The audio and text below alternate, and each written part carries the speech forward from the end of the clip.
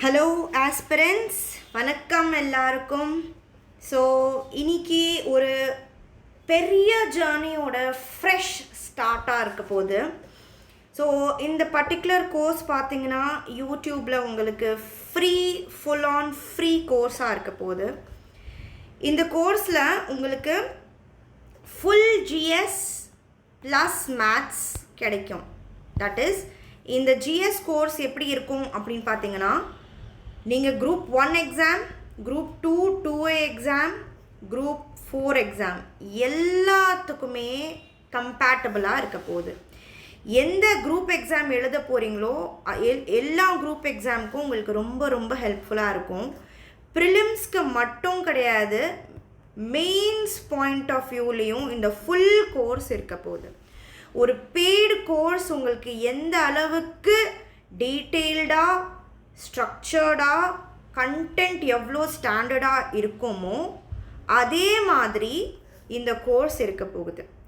ஃப்ரீயாக இருக்கும், but standard quality எல்லாமே அப் டு டேட்டாக இருக்கும் உங்களுக்கு இந்த கோர்ஸில். ஸோ இந்த கோர்ஸ் இப்போவே ஒரு டிஸ்க்ளைமர் போட்டுடுறேன்.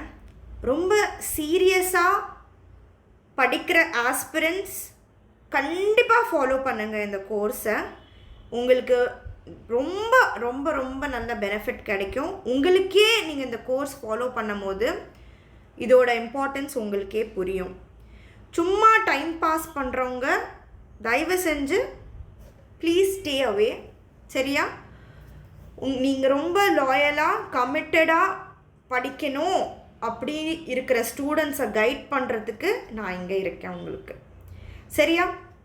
இது ரொம்ப ரொம்ப யூஸ்ஃபுல்லான ஒரு கோர்ஸ் இருக்க போது. ஒரு சின்ன அட்வைஸ் கொடுக்க விரும்புகிறேன்.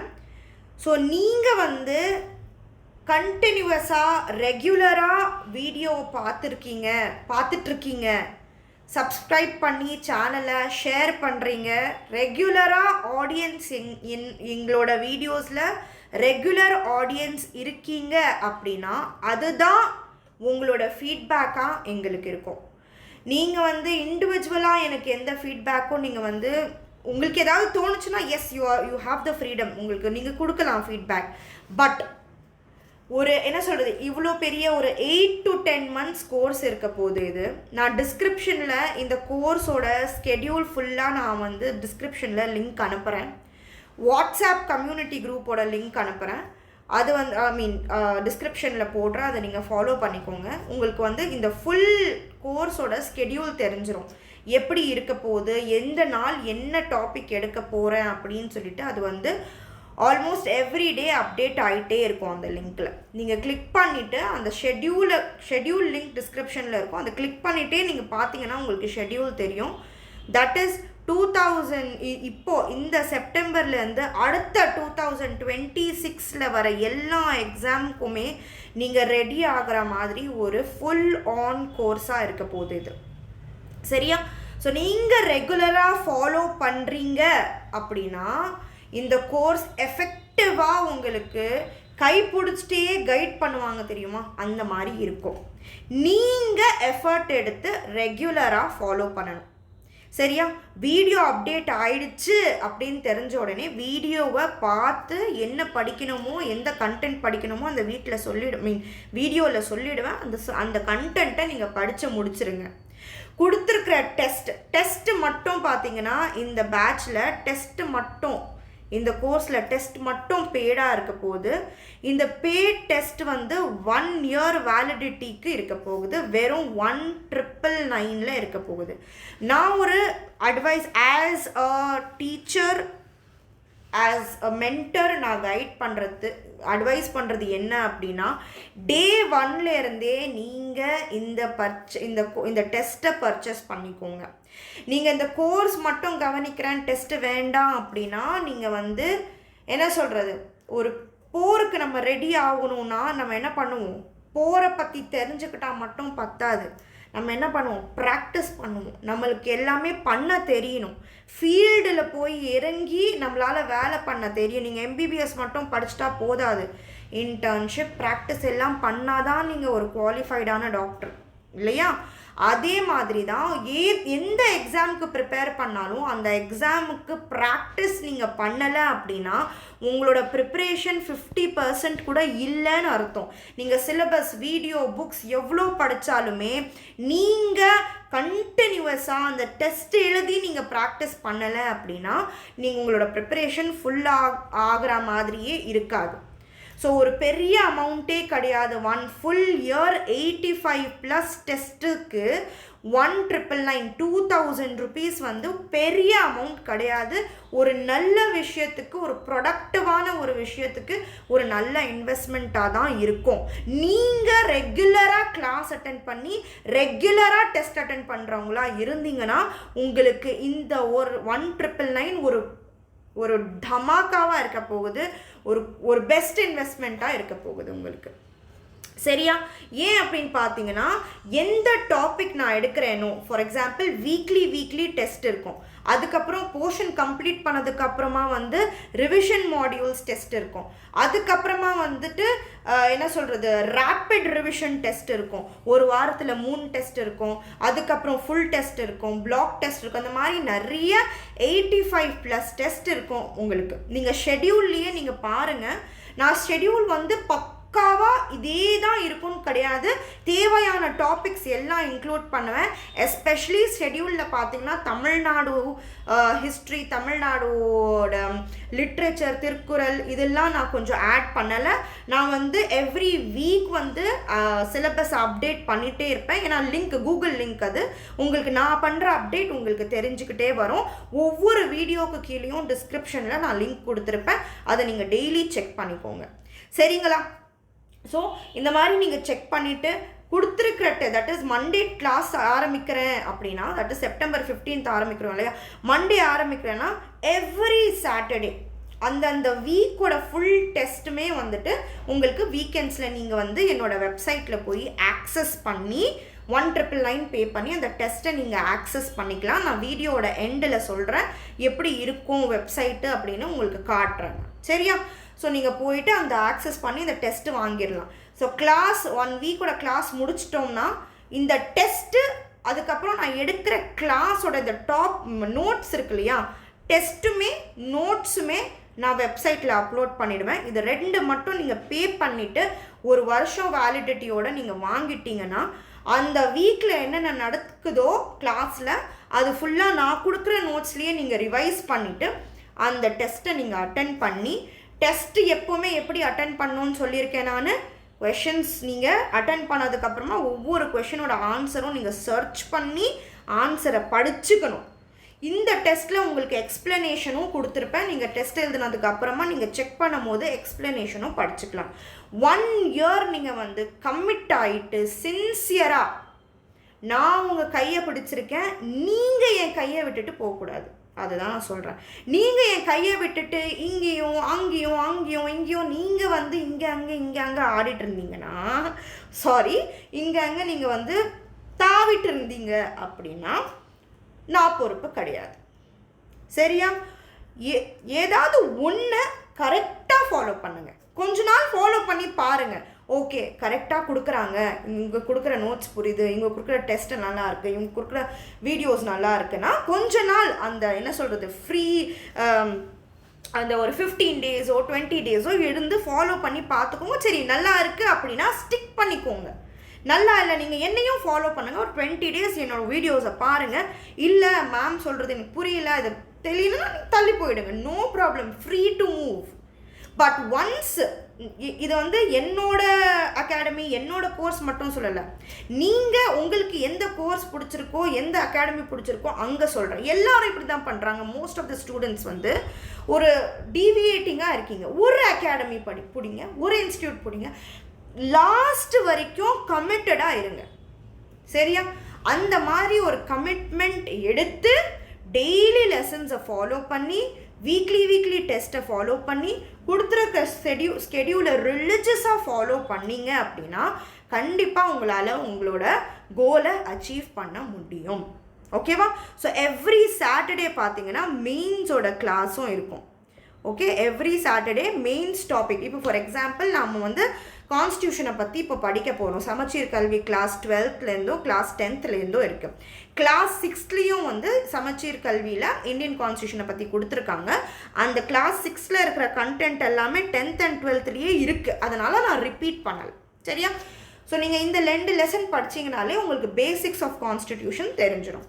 ஸோ இந்த இந்தியன் கான்ஸ்டிடியூஷன் இந்த டாபிக் நம்ம படித்த உடனே நம்ம என்ன பண்ண போகிறோம் அப்படின்னா, அது மேலே நான் உங்களுக்கு 2-3 ப்ரிலிம்ஸ் மெயின்ஸோட கொஷின்ஸ் கொடுத்து மெயின்ஸோட ஆன்சர்ஸ் எப்படி எழுதணும் அதோட பாயிண்ட்ஸ்லாம் நான் டிஸ்கஸ் பண்ணுவேன். எப்படி நீங்கள் கரண்ட் அஃபேர்ஸ் வந்து இதுக்குள்ளே நீங்கள் இன்சர்ட் பண்ணி மெயின்ஸோட கொஷின்ஸில் இன்சர்ட் பண்ணி நீங்கள் ஆன்சர் பண்ணலாம் அப்படின்னு நான் சொல்லுவேன். அந்த மெயின்ஸ் கிளாஸ் வந்து குரூப் 1ம் குரூப் 2 எழுதுகிறவங்க வந்து ஃபாலோ பண்ணுங்க. ஓகேவா? அதுக்கப்புறம் குரூப் 2A குரூப் 4 வந்து கண்டிப்பாக என்ன பண்ணணும், பெய்டு டெஸ்ட் சீரீஸை வாங்கிட்டு MCQs வந்து அதில் complex, standard, low level, high level, standard, complex நிறைய கிட்டத்தட்ட 1000 கணக்கில் நீங்கள் வந்து MCQs வந்து தட் இஸ் இன் thousands நீங்கள் MCQs வந்து ப்ராக்டிஸ் பண்ணுவீங்க. ஸோ டெஃபினட்டாக அது 2A and 4 எக்ஸாம் ஸ்டூடெண்ட்ஸ்க்கும் ஹெல்ப்ஃபுல்லாக இருக்கும். ஓகேவா? ஸோ நம்ம ஜேர்னி ஸ்டார்ட் பண்ணுறதுக்கு முன்னாடி நான் கொடுத்துருக்குற எல்லா டிஸ்க்ளைமர்ஸும் மைண்டில் வச்சுக்கோங்க. எல்லா வீடியோவும் ஸ்டார்ட் பண்ணுறப்போ நான் இந்த டிஸ்க்ளைமர் கொடுத்து தான் ஸ்டார்ட் பண்ணுவேன். ஸோ நீங்கள் ஃபாலோ பண்ணுறது, நீங்கள் வந்து எவ்வளோ பேர் வந்து வீடியோஸை பார்க்குறீங்க, எவ்வளோ உங்களுக்கு பிடிச்சிருக்கு, உங்களுக்கு புரிஞ்சிருக்குன்னா நீங்கள் கமெண்ட்டில் எனக்கு வந்து உங்களோட ஃபீட்பேக் கொடுக்குறீங்க. எவ்வளோ பேர் ஃபாலோ பண்ணுறீங்க அது பார்த்து தான் இந்த கோர்ஸோட எஃபெக்டிவ்னஸ்ஸே இருக்கும். சரியா? ஒரு எஃபர்ட் ஒரு பர்டிகுலர் டீம் எஃபர்ட் போடுதுன்னா அந்த எஃபர்ட்டை வாங்குறதுக்கு, ரிசீவ் பண்ணுறதுக்கு ஆளுங்க இருந்தால் தான் எஃபர்ட் போடுறவங்களுக்கும் மோட்டிவேஷனாக இருக்கும். நீங்கள் வீடியோஸை பார்க்குறதுலாம் அப்போ என்ன ஆகிடும்னா எஃபெக்டிவ்னஸ், கோர்ஸோட எஃபெக்டிவ்னஸ் குறைஞ்சிரும். ஸோ தயவு செஞ்சு நீங்கள் வீடியோ பார்த்துருக்கீங்க, உங்களுக்கு பிடிச்சிருக்கீங்கன்னா லைக் பண்ணுங்கள், கமெண்ட் பண்ணுங்கள், சேனலை சப்ஸ்கிரைப் பண்ணுங்கள். கண்டினியூவஸாக நீங்கள் பாருங்கள், நீங்கள் படிங்க. சரியா? நம்ம சின்ன பசங்க கிடையாது. we are not students. நம்ம படிக்கிற படிப்பு வந்து ஏதோ ஒரு பட்டம் வாங்குறதுக்கு கிடையாது, வேலை வாங்குறதுக்காக நம்ம படிக்கிறோம். ஸோ நம்ம என்ன பண்ணணும், நம்மளுக்கு யாருமே பின்னாடி படி, அம்மா அப்பா அண்ணெல்லாம் வந்து படி, டெஸ்ட் எழுதுன்னு யாருமே நம்மளுக்கு சொல்கிறதுக்கு இல்லை. ஒரு ஃபோர்ஸ் வந்து நம்மளுக்கு பின்னாடி நம்மளுக்கு ஃபோர்ஸ் பண்ணுறவங்க யாரும் இல்லைன்னா நம்ம எதுவுமே பண்ண மாட்டோம். அந்த மாதிரி தான் ஹியூமன் பீனோட மென்டாலிட்டியே அப்படி தான். என்ன நம்மளுக்கு ஃபோர்ஸ் பண்ணும், நம்ம தேவைகள் தான் நம்மளுக்கு ஃபோர்ஸ் பண்ணும். ஸோ நம்மளுக்கு ஒரு கவர்மெண்ட் வேலை, தட் இஸ் நல்ல ஒரு ஸ்டாண்டர்டான வேலை நம்மளுக்கு இப்போ தேவை. ஸோ அப்போ நம்ம தான் வந்து டெய்லி எஃபர்ட் போடணும். சரியா?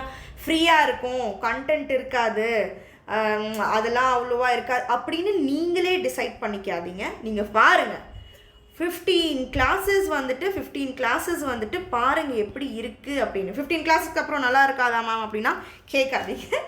நான் சொல்கிறேன் எந்த கிளாஸை, இப்போ என் வீடியோ மட்டும் கிடையாது, நிறைய பேர் நல்ல வீடியோஸ்லாம் போடுறாங்க. நம்ம உடனே யாரையும் ஜட்ஜ் பண்ண முடியாது இல்லையா? ஸோ ஃபாலோ பண்ணி பார்த்து உங்களுக்கு பிடிச்சிருக்குன்னா ஒரு பர்டிகுலர் ஸ்ட்ரீமை பிடிச்சிக்கோங்க, ஒரு பர்டிகுலர் டீமை பிடிச்சிக்கோங்க, ஒரு பர்டிகுலர் சேனலை பிடிச்சிக்கோங்க. நான் உங்களை கைட் பண்ணுறதுக்கு ரெடியாக இருக்கேன். நான் நிறைய டைம் எடுத்து எல்லாம் உங்களுக்காக பண்ணிகிட்ருக்கேன். நீங்கள் எனக்கு நல்ல ஃபீட்பேக் கொடுத்தீங்கன்னா இந்த கோர்ஸ் ரொம்ப ரொம்ப ரொம்ப எஃபெக்டிவாக இருக்கும். உங்களோட சப்போர்ட் எனக்கு தேவை. நீங்கள் சப்போர்ட் கொடுத்து டெய்லி நல்லா பார்க்குறீங்க வியூஸ், அட்லீஸ்ட் இந்த குரூப், வாட்ஸ்அப் கம்யூனிட்டி குரூப்பில் மோஸ்ட் ப்ராப்ளி என்ன சொல்கிறது, 800 to 1000 ஸ்டூடெண்ட்ஸ் இருக்கீங்க. 1000 ஸ்டூடெண்ட்ஸ் அட்லீஸ்ட் எனக்கு ஒவ்வொரு வீடியோலையும் 500 ஸ்டூடெண்ட்ஸ் ஃபாலோ பண்ணுறீங்க அப்படின்னா கண்டிப்பாக எனக்கு ஒரு மோட்டிவேஷன் இருக்கும். நான் ஒரு பெரிய ஆடியன்ஸை டீச் பண்ணுறேன், என்னை நிறைய பேர் வந்து என்னோடய கிளாஸை பார்க்குறீங்க, உங்களுக்காக நான் பண்ணுவேன். பார்க்காம நீங்கள் ஓகே அப்புறம் பண்ணலாம் தண்ணிட்டு இருந்தீங்கன்னா உங்களோட ரியாக்ஷன் தான் எங்களோட எஃபர்ட்டுக்கே காரணம். நீங்கள் கரெக்டாக ரியாக்ட் பண்ணிங்கன்னா கோர்ஸ் சரியாக போகாது, எஃபெக்டிவாக இருக்காது.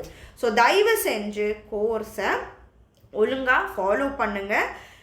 வெறும் கோர்ஸை ஃபாலோ பண்ணால் மட்டும் பத்தாது. கண்டிப்பாக நீங்கள் வந்து உங்களுக்கு நோட்ஸ் தேவைப்படும். இந்த நோட்ஸ் பார்த்தீங்கன்னா இது வந்து இன்ட்ரோடக்டரி ஃபஸ்ட் கிளாஸ்ன்றதுனால இன்ட்ரோடக்ஷன் பெருசாக போகுது. சரியா? ஸோ இப்போ பார்த்தீங்கன்னா நான் கிளாஸ் எடுக்கும் போது நீங்கள் நோட்ஸ் எழுதிட்டே இருந்தீங்கன்னா நீங்கள் கான்செப்டை வந்து கவனிக்க மாட்டீங்க. ஸோ அதனால் நீங்கள் என்ன பண்ணுங்கள், கிளாஸ் ஒழுங்காக கவனிங்க. டைம் இருக்கும் போது திருப்பி ரிவைண்ட் பண்ணி ஸ்பீட் பண்ணி திருப்பி கேளுங்க. நோட்ஸ் நீங்கள் ரிவைஸ் பண்ணுறதுக்கு ரொம்ப முக்கியம். ஏன் அப்படின்னு பார்த்தீங்கன்னா, இப்போ இந்த கிளாஸ் பார்த்தீங்கன்னா கிளாஸ் 10th அண்ட் கிளாஸ் 12தோட இந்தியன் கான்ஸ்டியூஷன் சாப்டர் 2 சாப்டர். நீங்கள் புக் எடுத்து படிச்சிங்க அப்படின்னா ஒரு சாப்டரே உங்களுக்கு 50 கிளாஸ் 12ஓட சாப்டர் எப்படியோ 35 to 50 பேஜஸ் போகுதுன்னு நினைக்கிறேன். நான் நம்பர் ஆஃப் பேஜஸ் பார்க்கல, பட் ரொம்ப லென்த்தியான லெசனாக இருக்குது. அதே மாதிரி கிளாஸ் 10 இருக்குது. நீங்கள் ரெண்டுமே எடுத்து உட்காந்து படித்து ரிவைஸ் பண்ணி நோட்ஸ் எடுத்து அதுக்கப்புறம் ரிவைஸ் பண்ணுறது ஒரு பெரிய டாஸ்காக இருக்கும். உங்களோட எஃபர்ட்டை நான் பண்ணியிருக்கேன். நான் அந்த கிளாஸோட லெசன்ஸை படித்து அதை கன்சைஸ் பண்ணி தேவையான நோட்ஸ் எல்லாம் க்ரஸ் பண்ணி ஒரு 30 to 35 ஸ்லைட்ஸ்க்குள்ளே வர மாதிரி இம்பார்ட்டண்ட் பாயிண்ட்ஸ், எல்லா இம்பார்ட்டண்ட் பாயிண்ட்ஸ் ஃபுல் ஒரு லைனுமே கோத்ரூ பண்ணி உங்களுக்கு கொண்டு வந்த கண்டென்ட் இது. ஸோ நீங்கள் எக்ஸ்ட்ரா எஃபர்ட் போடாமல் கிளாஸை கவனித்து நோட்ஸை நல்லா ஃபாலோ பண்ணி டெஸ்ட்டை ரெகுலராக அட்டென்ட் பண்ணிங்கனாலே ஒரு பக்காவான ஸ்டடியாக இருக்கும். இது ஒரு 10 months to 12 months என்னோடய லைஃபோட 10 months, next 10 months, next 12 months எனக்கு கிடையாது, என்னோடய ஃப்யூச்சருக்காக நான் டெடிகேட் பண்ணுறேன் அப்படின்னு நினச்சிக்கோங்க. நம்ம 1 full year கோர்ஸ் சொல்லியிருக்கோம். அதனால் ஒரு 6 hours படிக்கணும், 10 hours படிக்கணும்னு கிடையாது. நீங்கள் டெய்லி படிக்கக்கூடிய ஸ்ட்ரக்சர் எப்படி இருக்கும்னா, என்னோடய கிளாஸ் வீடியோ மேக்ஸிமம் 3 hours இருக்கும். டாப்பிக்கு பொறுத்த மாதிரி இருக்கும். ஒரு சில டாபிக் ரொம்ப சீக்கிரமாக முடிஞ்சிடும், 1 hourக்குள்ளேயே முடிஞ்சிடும். ஸோ அன்றைக்கி உங்களுக்கு 1 hour தான் கிளாஸ். ஒரு சில டாபிக் 2 hours ஆகும், ஒரு சில டாபிக்ஸ் 3 hours கூட ஆகும். ஸோ டாபிக்கு டிபெண்ட் பண்ணி கிளாஸ் இருக்கும். So minimum 1 hour, maximum 3 hours இருக்கும் இந்த கிளாஸ். சரியா? இந்த கிளாஸ் கவனிச்சதுக்கு அப்புறமா நீங்கள் என்ன பண்ணணும்னா, இது மட்டும் இல்லாமல் உங்களுக்கு டெய்லி 1 hour மேத் கிளாஸ் இருக்கும். அது ஒரு புது பிளேலிஸ்ட்டாக இருக்கும், அது நீங்கள் செக் பண்ணிக்கோங்க. டெய்லி மேத்ஸ் கிளாஸ் இருக்கும். சரியா? ஸோ மேக்ஸிமம் வச்சுக்கோங்க 2 hours GS படிக்கிறீங்க, 1 hour மேத்ஸ் படிக்கிறீங்க. ஓகே, தட் இஸ் வீடியோ கேட்குறீங்க. அதுக்கப்புறமா நீங்கள் நான் சொல்லி கொடுத்தது ரிவைஸ் பண்ணணும். மேத்ஸில் டெய்லி ஹோம்ஒர்க் கொடுப்பேன், அது நீங்கள் ப்ராக்டிஸ் பண்ணணும். இது பண்ணிவிட்டு ஒரு 1 hour கரண்ட் அஃபேர்ஸ் ஏதாவது ஒரு இன்ஸ்டியூட்டை ஃபாலோ பண்ணிக்கோங்க. இல்லை ஒரு வீடியோ யூடியூப் சேனலை ஃபாலோ பண்ணி 1 hour கரண்ட் அஃபேர்ஸை படிங்க. நம்ம மெயின்ஸ் ப்ராக்டிஸ் பண்ணும் போது நான் கொஞ்சம் கரண்ட் அஃபேர்ஸும் உங்களுக்கு சொல்லித்தருவேன். அதுவும் இல்லாமல் நீங்கள் டெய்லி கரண்ட் அஃபேர்ஸ் ஃபாலோ பண்ணிக்கோங்க 1 hourக்கு. அவ்வளோதான். அதில் நீங்கள் மார்க் பண்ணுறீங்களோ இல்லை நோட்ஸ் ஆக்குறீங்களோ, எப்படியாவது நோட்ஸ் ஆக்கிட்டு ரிவிஷன் மெட்டீரியலாக வச்சுக்கோங்க கரண்ட் அஃபேர்ஸ். அவ்வளோதான். நீங்கள் வீடியோஸ் கவனிங்க, வீடியோஸில் கொடுக்குற நோட்ஸை ரிவைஸ் பண்ணுங்கள், டெஸ்ட்டு ரெகுலராக எழுதுங்க, மேத்ஸோட ஹோம்ஒர்க் ரெகுலராக பண்ணுங்கள், கரண்ட் அஃபேர்ஸ் படிங்க. இந்த மாதிரி இது எல்லாமே ஒரு நாளில் உங்களுக்கு ஒரு 4 hours முடிக்கிறக்கூடிய ஒரு இது. ஏன்னா டெய்லி 3 hours இருக்காது, ரொம்ப ரேர் தான் 3 hours கிளாஸ் இருக்கும், டாபிக் டிபெண்ட் பண்ணி. ஓகே, ஸோ கிளாஸ் கவனிக்கணும், கிளாஸோட ரிவிஷன் நோட்ஸை ரிவைஸ் பண்ணணும், டெஸ்ட்டு வாரத்துக்கு ஒரு நாள் தான் எழுத போகிறீங்க. மேத்ஸ் டெய்லி நான் கொடுக்குற ஹோம்ஒர்க்கை நீங்கள் ப்ராக்டிஸ் பண்ணணும், கரண்ட் அஃபேர்ஸ் படிக்கணும். அவ்வளோதான். நீங்கள் ஒரு 3 hours to maximum 3 to 4 hours daily invest பண்ணாலே போதும்.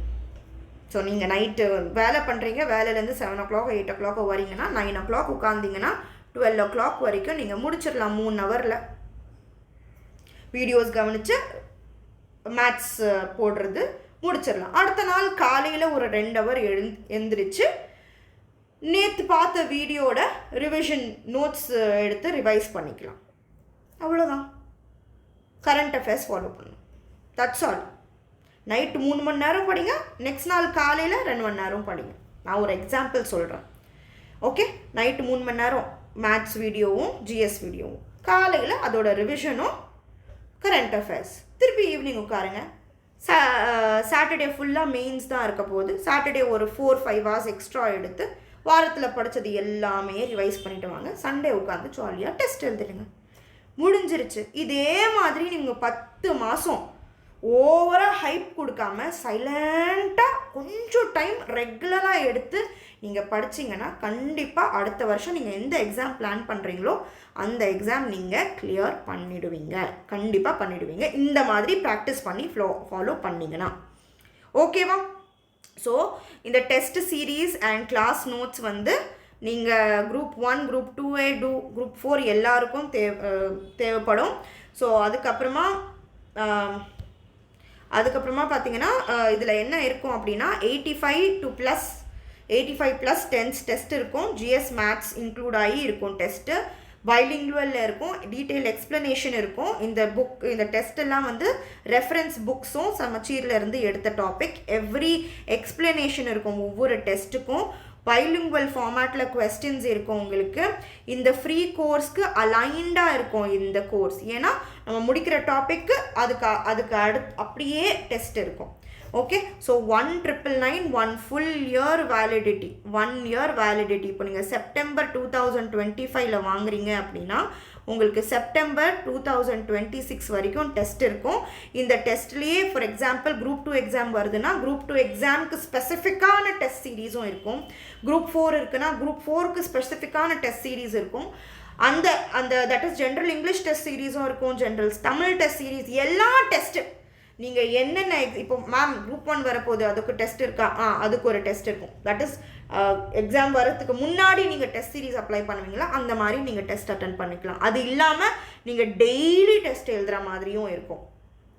ஜென்ரல் ஸ்டடீஸோட 40 டெஸ்ட் இருக்குது, ஜென்ரல் இங்கிலீஷோட 40 டெஸ்ட் இருக்குது, ஜென்ரல் தமிழோட 40 டெஸ்ட் இருக்குது. எல்லாமே உங்களுக்கு 2026க்கு நீங்கள் என்ன எக்ஸாம் நீங்கள் ஆக்சஸ் பண்ணணும் அப்படின்னு நினைக்கிறீங்களோ, படிக்கணும் அப்படின்னு நினைக்கிறீங்களோ அதோட எல்லா டெஸ்ட்டுமே அவைலபிளாக இருக்குது. இந்த ஜிஎஸ் ஃபுல் கோர்ஸ் இருக்கு இல்லையா, இந்த GS and maths full course prelims comes mains இதோட நோட்ஸும் வந்து உங்களுக்கு அந்த கோர்ஸில் கிடைக்கும். புரியுதா? ஓகே, ஸோ நீங்கள் என்ன பண்ணலாம் அப்படின்னா இந்த 1 year ஆக்சஸ் ஆகிற கோர்ஸ் டே 1லேருந்து வாங்கி நீங்கள் அட்டென்ட் பண்ணிகிட்டே போகலாம். புரியுதா? ஸோ என்ரோல் பண்ணுறதுக்காக mashudafirdos.graphy.com இந்த வெப்சைட்குள்ளே போனீங்கன்னா உங்களுக்கு 1 year ஃபுல் டெஸ்ட் பேக் அப்படின்னு தெரியும். அது நீங்கள் வாங்கிட்டீங்க அப்படின்னா உங்களுக்கு 85+ டெஸ்ட்டு வந்து நீங்கள் ஆக்சஸ் பண்ண ஆரம்பிச்சிடலாம். ஏதாவது டவுட் இருந்துச்சுன்னா பர்ச்சேஸில் நீங்கள் இந்த நம்பரை காண்டாக்ட் பண்ணிக்கலாம். ஓகே, ஸோ இப்போது நம்ம கிளாஸுக்குள்ளே போகலாம். So let's start our first topic with full energy. சரியா? Okay, let's start. ஆரம்பிக்கலாம். Meaning, function and significance of constitution. So கான்ஸ்டிடியூஷனோட மீனிங் என்ன, அவங்களோட ஃபங்க்ஷன் என்ன, அதோட இம்பார்ட்டன்ஸ் என்ன அப்படின்னு நம்ம பார்க்க போகிறோம். So the constitution is a supreme law of land. So ஒரு பர்டிகுலர் கண்ட்ரி வந்து நல்லா ரன் ஆகணும் அப்படின்னா அந்த கண்ட்ரிக்கு ஒரு நல்ல அரசியல் அமைப்பு இருக்கணும், சட்டம் இருக்கணும். அந்த சட்டம் தான் என்ன, கான்ஸ்டிடியூஷன் அப்படின்னு சொல்கிறாங்க. ஓகேவா?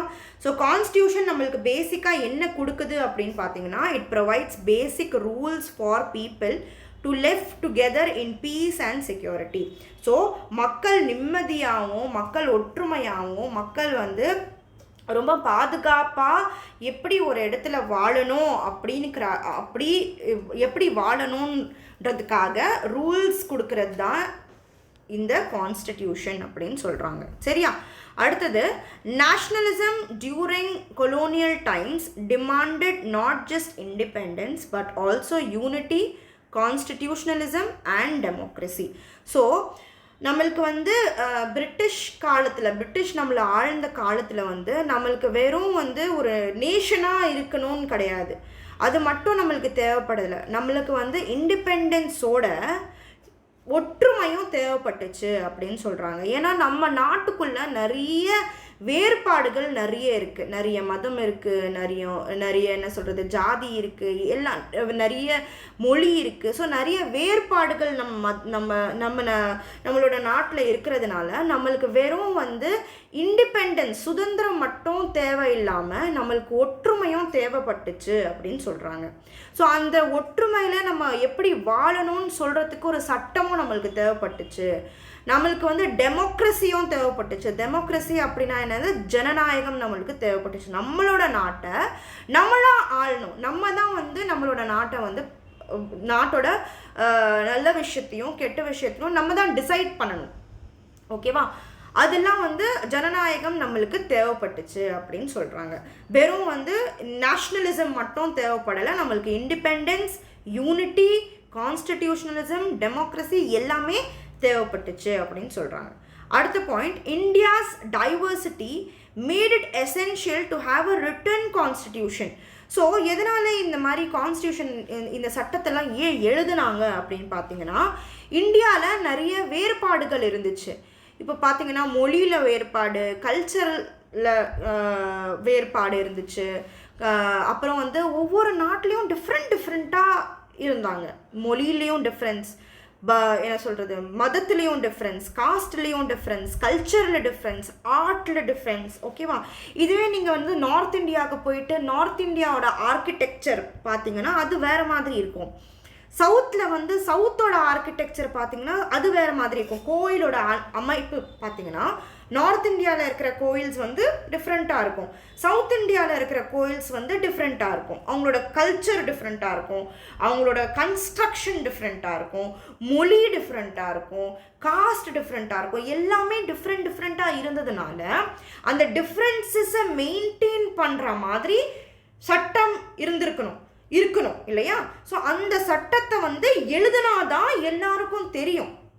ஓகே, அதனால இந்தியாவோட டைவர்சிட்டி தான் ரிட்டன் கான்ஸ்டிடியூஷனுக்கு டிமாண்ட் செஞ்சது அப்படின்னு சொல்கிறாங்க.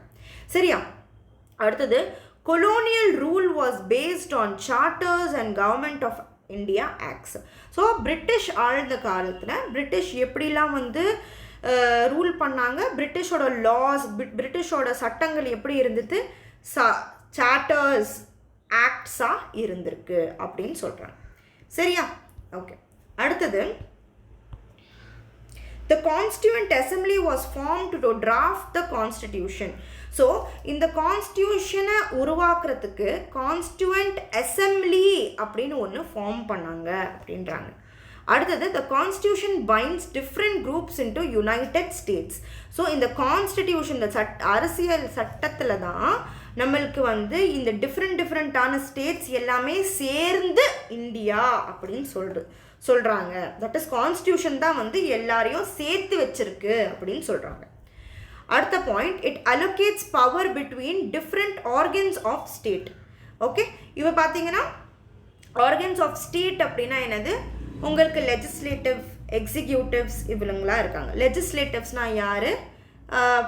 சீஃப் மினிஸ்டர், அப்புறம் கவுன்சில் ஆஃப் மினிஸ்டர்ஸ், இவங்கெல்லாம் யார்? எக்ஸிக்யூட்டிவ். ஓகே, இவங்க வந்து ஸ்டேட்டோட ஒரு ஆர்கன் அப்படின்னு சொல்லுவாங்க. அதே மாதிரி ஆமாம், லெஜிஸ்லேட்டிவ் அசம்பிளியில் இருக்கிறவங்க member of parliaments, MLA, MPs, இவங்கெல்லாம் வந்துட்டு லெஜிஸ்லேட்டிவ் பார்ட்டில் வருவாங்க. சரியா? பிரசிடெண்ட், இவருக்கு ஒரு சில ரெஸ்பான்சிபிலிட்டி, கவர்னருக்கு ரெஸ்பான்சிபிலிட்டி, எக்ஸிக்யூட்டிவ்க்கு ரெஸ்பான்சிபிலிட்டி, லெஜிஸ்லேட்டிவ்ஸ்க்கு ரெஸ்பான்சிபிலிட்டி, ஜுடிஷியரி, ஜட்ஜஸ்க்கு ரெஸ்பான்சிபிலிட்டி. இவங்கெல்லாம் வந்து ஒரு ஸ்டேட்டோட டிஃப்ரெண்ட் ஆர்கன்ஸ் அப்படின்னு சொல்லுவோம். சரியா? ஸோ இவங்களுக்கெல்லாம் அவங்களோட என்ன சொல்கிறது, அவங்களோட ஒவ்வொரு ஆர்கனுக்கும் அவங்களோட ஓன் டியூட்டிஸ் இருக்குது, பவர்ஸ் வந்து கொடுத்துருக்காங்க. ஸோ இந்த எக்ஸிக்யூட்டிவ்ஸ்க்கும், ஜட்ஜஸ்க்கும், ஜுடிஷியரிக்கும், எக்ஸிக்யூட்டிவ்ஸ்க்கும், லெஜிஸ்லேச்சர்ஸ்க்கும் பவர் கொடுத்தது யார்? கான்ஸ்டிடியூஷன். ஓகேவா? தமிழ் மீடியம் பசங்களுக்கு எனக்கு தெரியும் உங்களுக்கு கொஞ்சம் கஷ்டமாக இருக்கும். ஸோ நான் சொல்கிறப்போ நீங்கள் அப்படியே தமிழ் டிரான்ஸ்லேஷனை படிச்சுட்டே வரணும். ஸோ தமிழ் டிரான்ஸ்லேஷன் நீங்கள் படிச்சிட்டிங்கன்னா நான் என்ன சொல்ல வரேன்னு உங்களுக்கு புரியும். ஓகேவா? என்னோட வீக்னஸை நீங்கள் அட்ஜஸ்ட் பண்ணிக்கோங்க. ஓகேவா? சாரி, நான் தமிழில் எடுக்கணுன்னா எனக்கு கொஞ்சம் கஷ்டமாக இருக்கும், கொஞ்சம் டைம் அதிகமாக இருக்கும். நான் சின்ன வயசுலேருந்தே நான் படித்தது எல்லாமே English medium, college, school, teaching field எல்லாமே நான் இங்கிலீஷ் மீடியமில் பண்ணதுனால எனக்கு கொஞ்சம் ஈஸியாகவும் சீக்கிரமாகவும் ஆகக்கூடிய லாங்குவேஜ் அது. எந்த ஒரு என்ன சொல்கிறது ஸ்பெஷல் ப்ரியாரிட்டியும் கிடையாது. என்னோடய கம்ஃபர்ட்டுக்காக நான் அந்த மாதிரி எனக்கு இங்கிலீஷ் லாங்குவேஜ் கம்ஃபர்டபுளாக இருக்குது. அதுக்காக எனக்கு தமிழ் தெரியாது, நான் தமிழுக்கு அப்படிலாம் ஒன்றும் நீங்கள் நினச்சிக்காதீங்க. ஐ எம் ரியலி சாரி உங்களுக்கு ஈஸியாக இல்லாததுனால. பட் ஒன்றும் கிடையாது, ஒரு டிரான்ஸ்லேஷன் மட்டும் நான் சொல்லித்தரப்போ நீங்கள் ரீட் பண்ணிக்கோங்க, உங்களுக்கு நான் சொல்கிறது புரிஞ்சிடும். ஓகேவா? I am really sorry for that. அடுத்த point, parliament makes laws and policies as empowered by the constitution. So பாராளுமன்றம், தட் இஸ் சட்டங்கள் எல்லாம், தட் இஸ் பார்லிமெண்ட்டில் தான் உருவாக்குறாங்க அப்படின்னு சொல்கிறாங்க. சரியா? அடுத்தது, இந்த பவர் வந்து யார் கொடுத்தா பார்லிமெண்ட்டுக்கு? கான்ஸ்டிடியூஷன் தான் கொடுத்துருக்கு. சரியா? அடுத்தது, டைரக்டிவ் பிரின்சிபல்ஸ், இவங்க part 4 of the Indian constitution guide the government to create a just society. So கவர்மெண்ட்டுக்கு கைட் பண்ணுற மாதிரி ஒரு கான்ஸ்டிடியூஷனோட ஃபீச்சர் என்னது? Directive principles of state policy. இந்த டிபிஎஸ்பி இருக்கு இல்லையா, கவர்மெண்ட்டுக்கு ஒரு கைடாக இருக்குது. நியாயமான சமுதாயத்தை உருவாக்கி கொடுக்கறதுக்கு என்ன ஃபாலோ பண்ணணும் government? Directive principles of state பாலிசியை ஃபாலோ பண்ணணும்.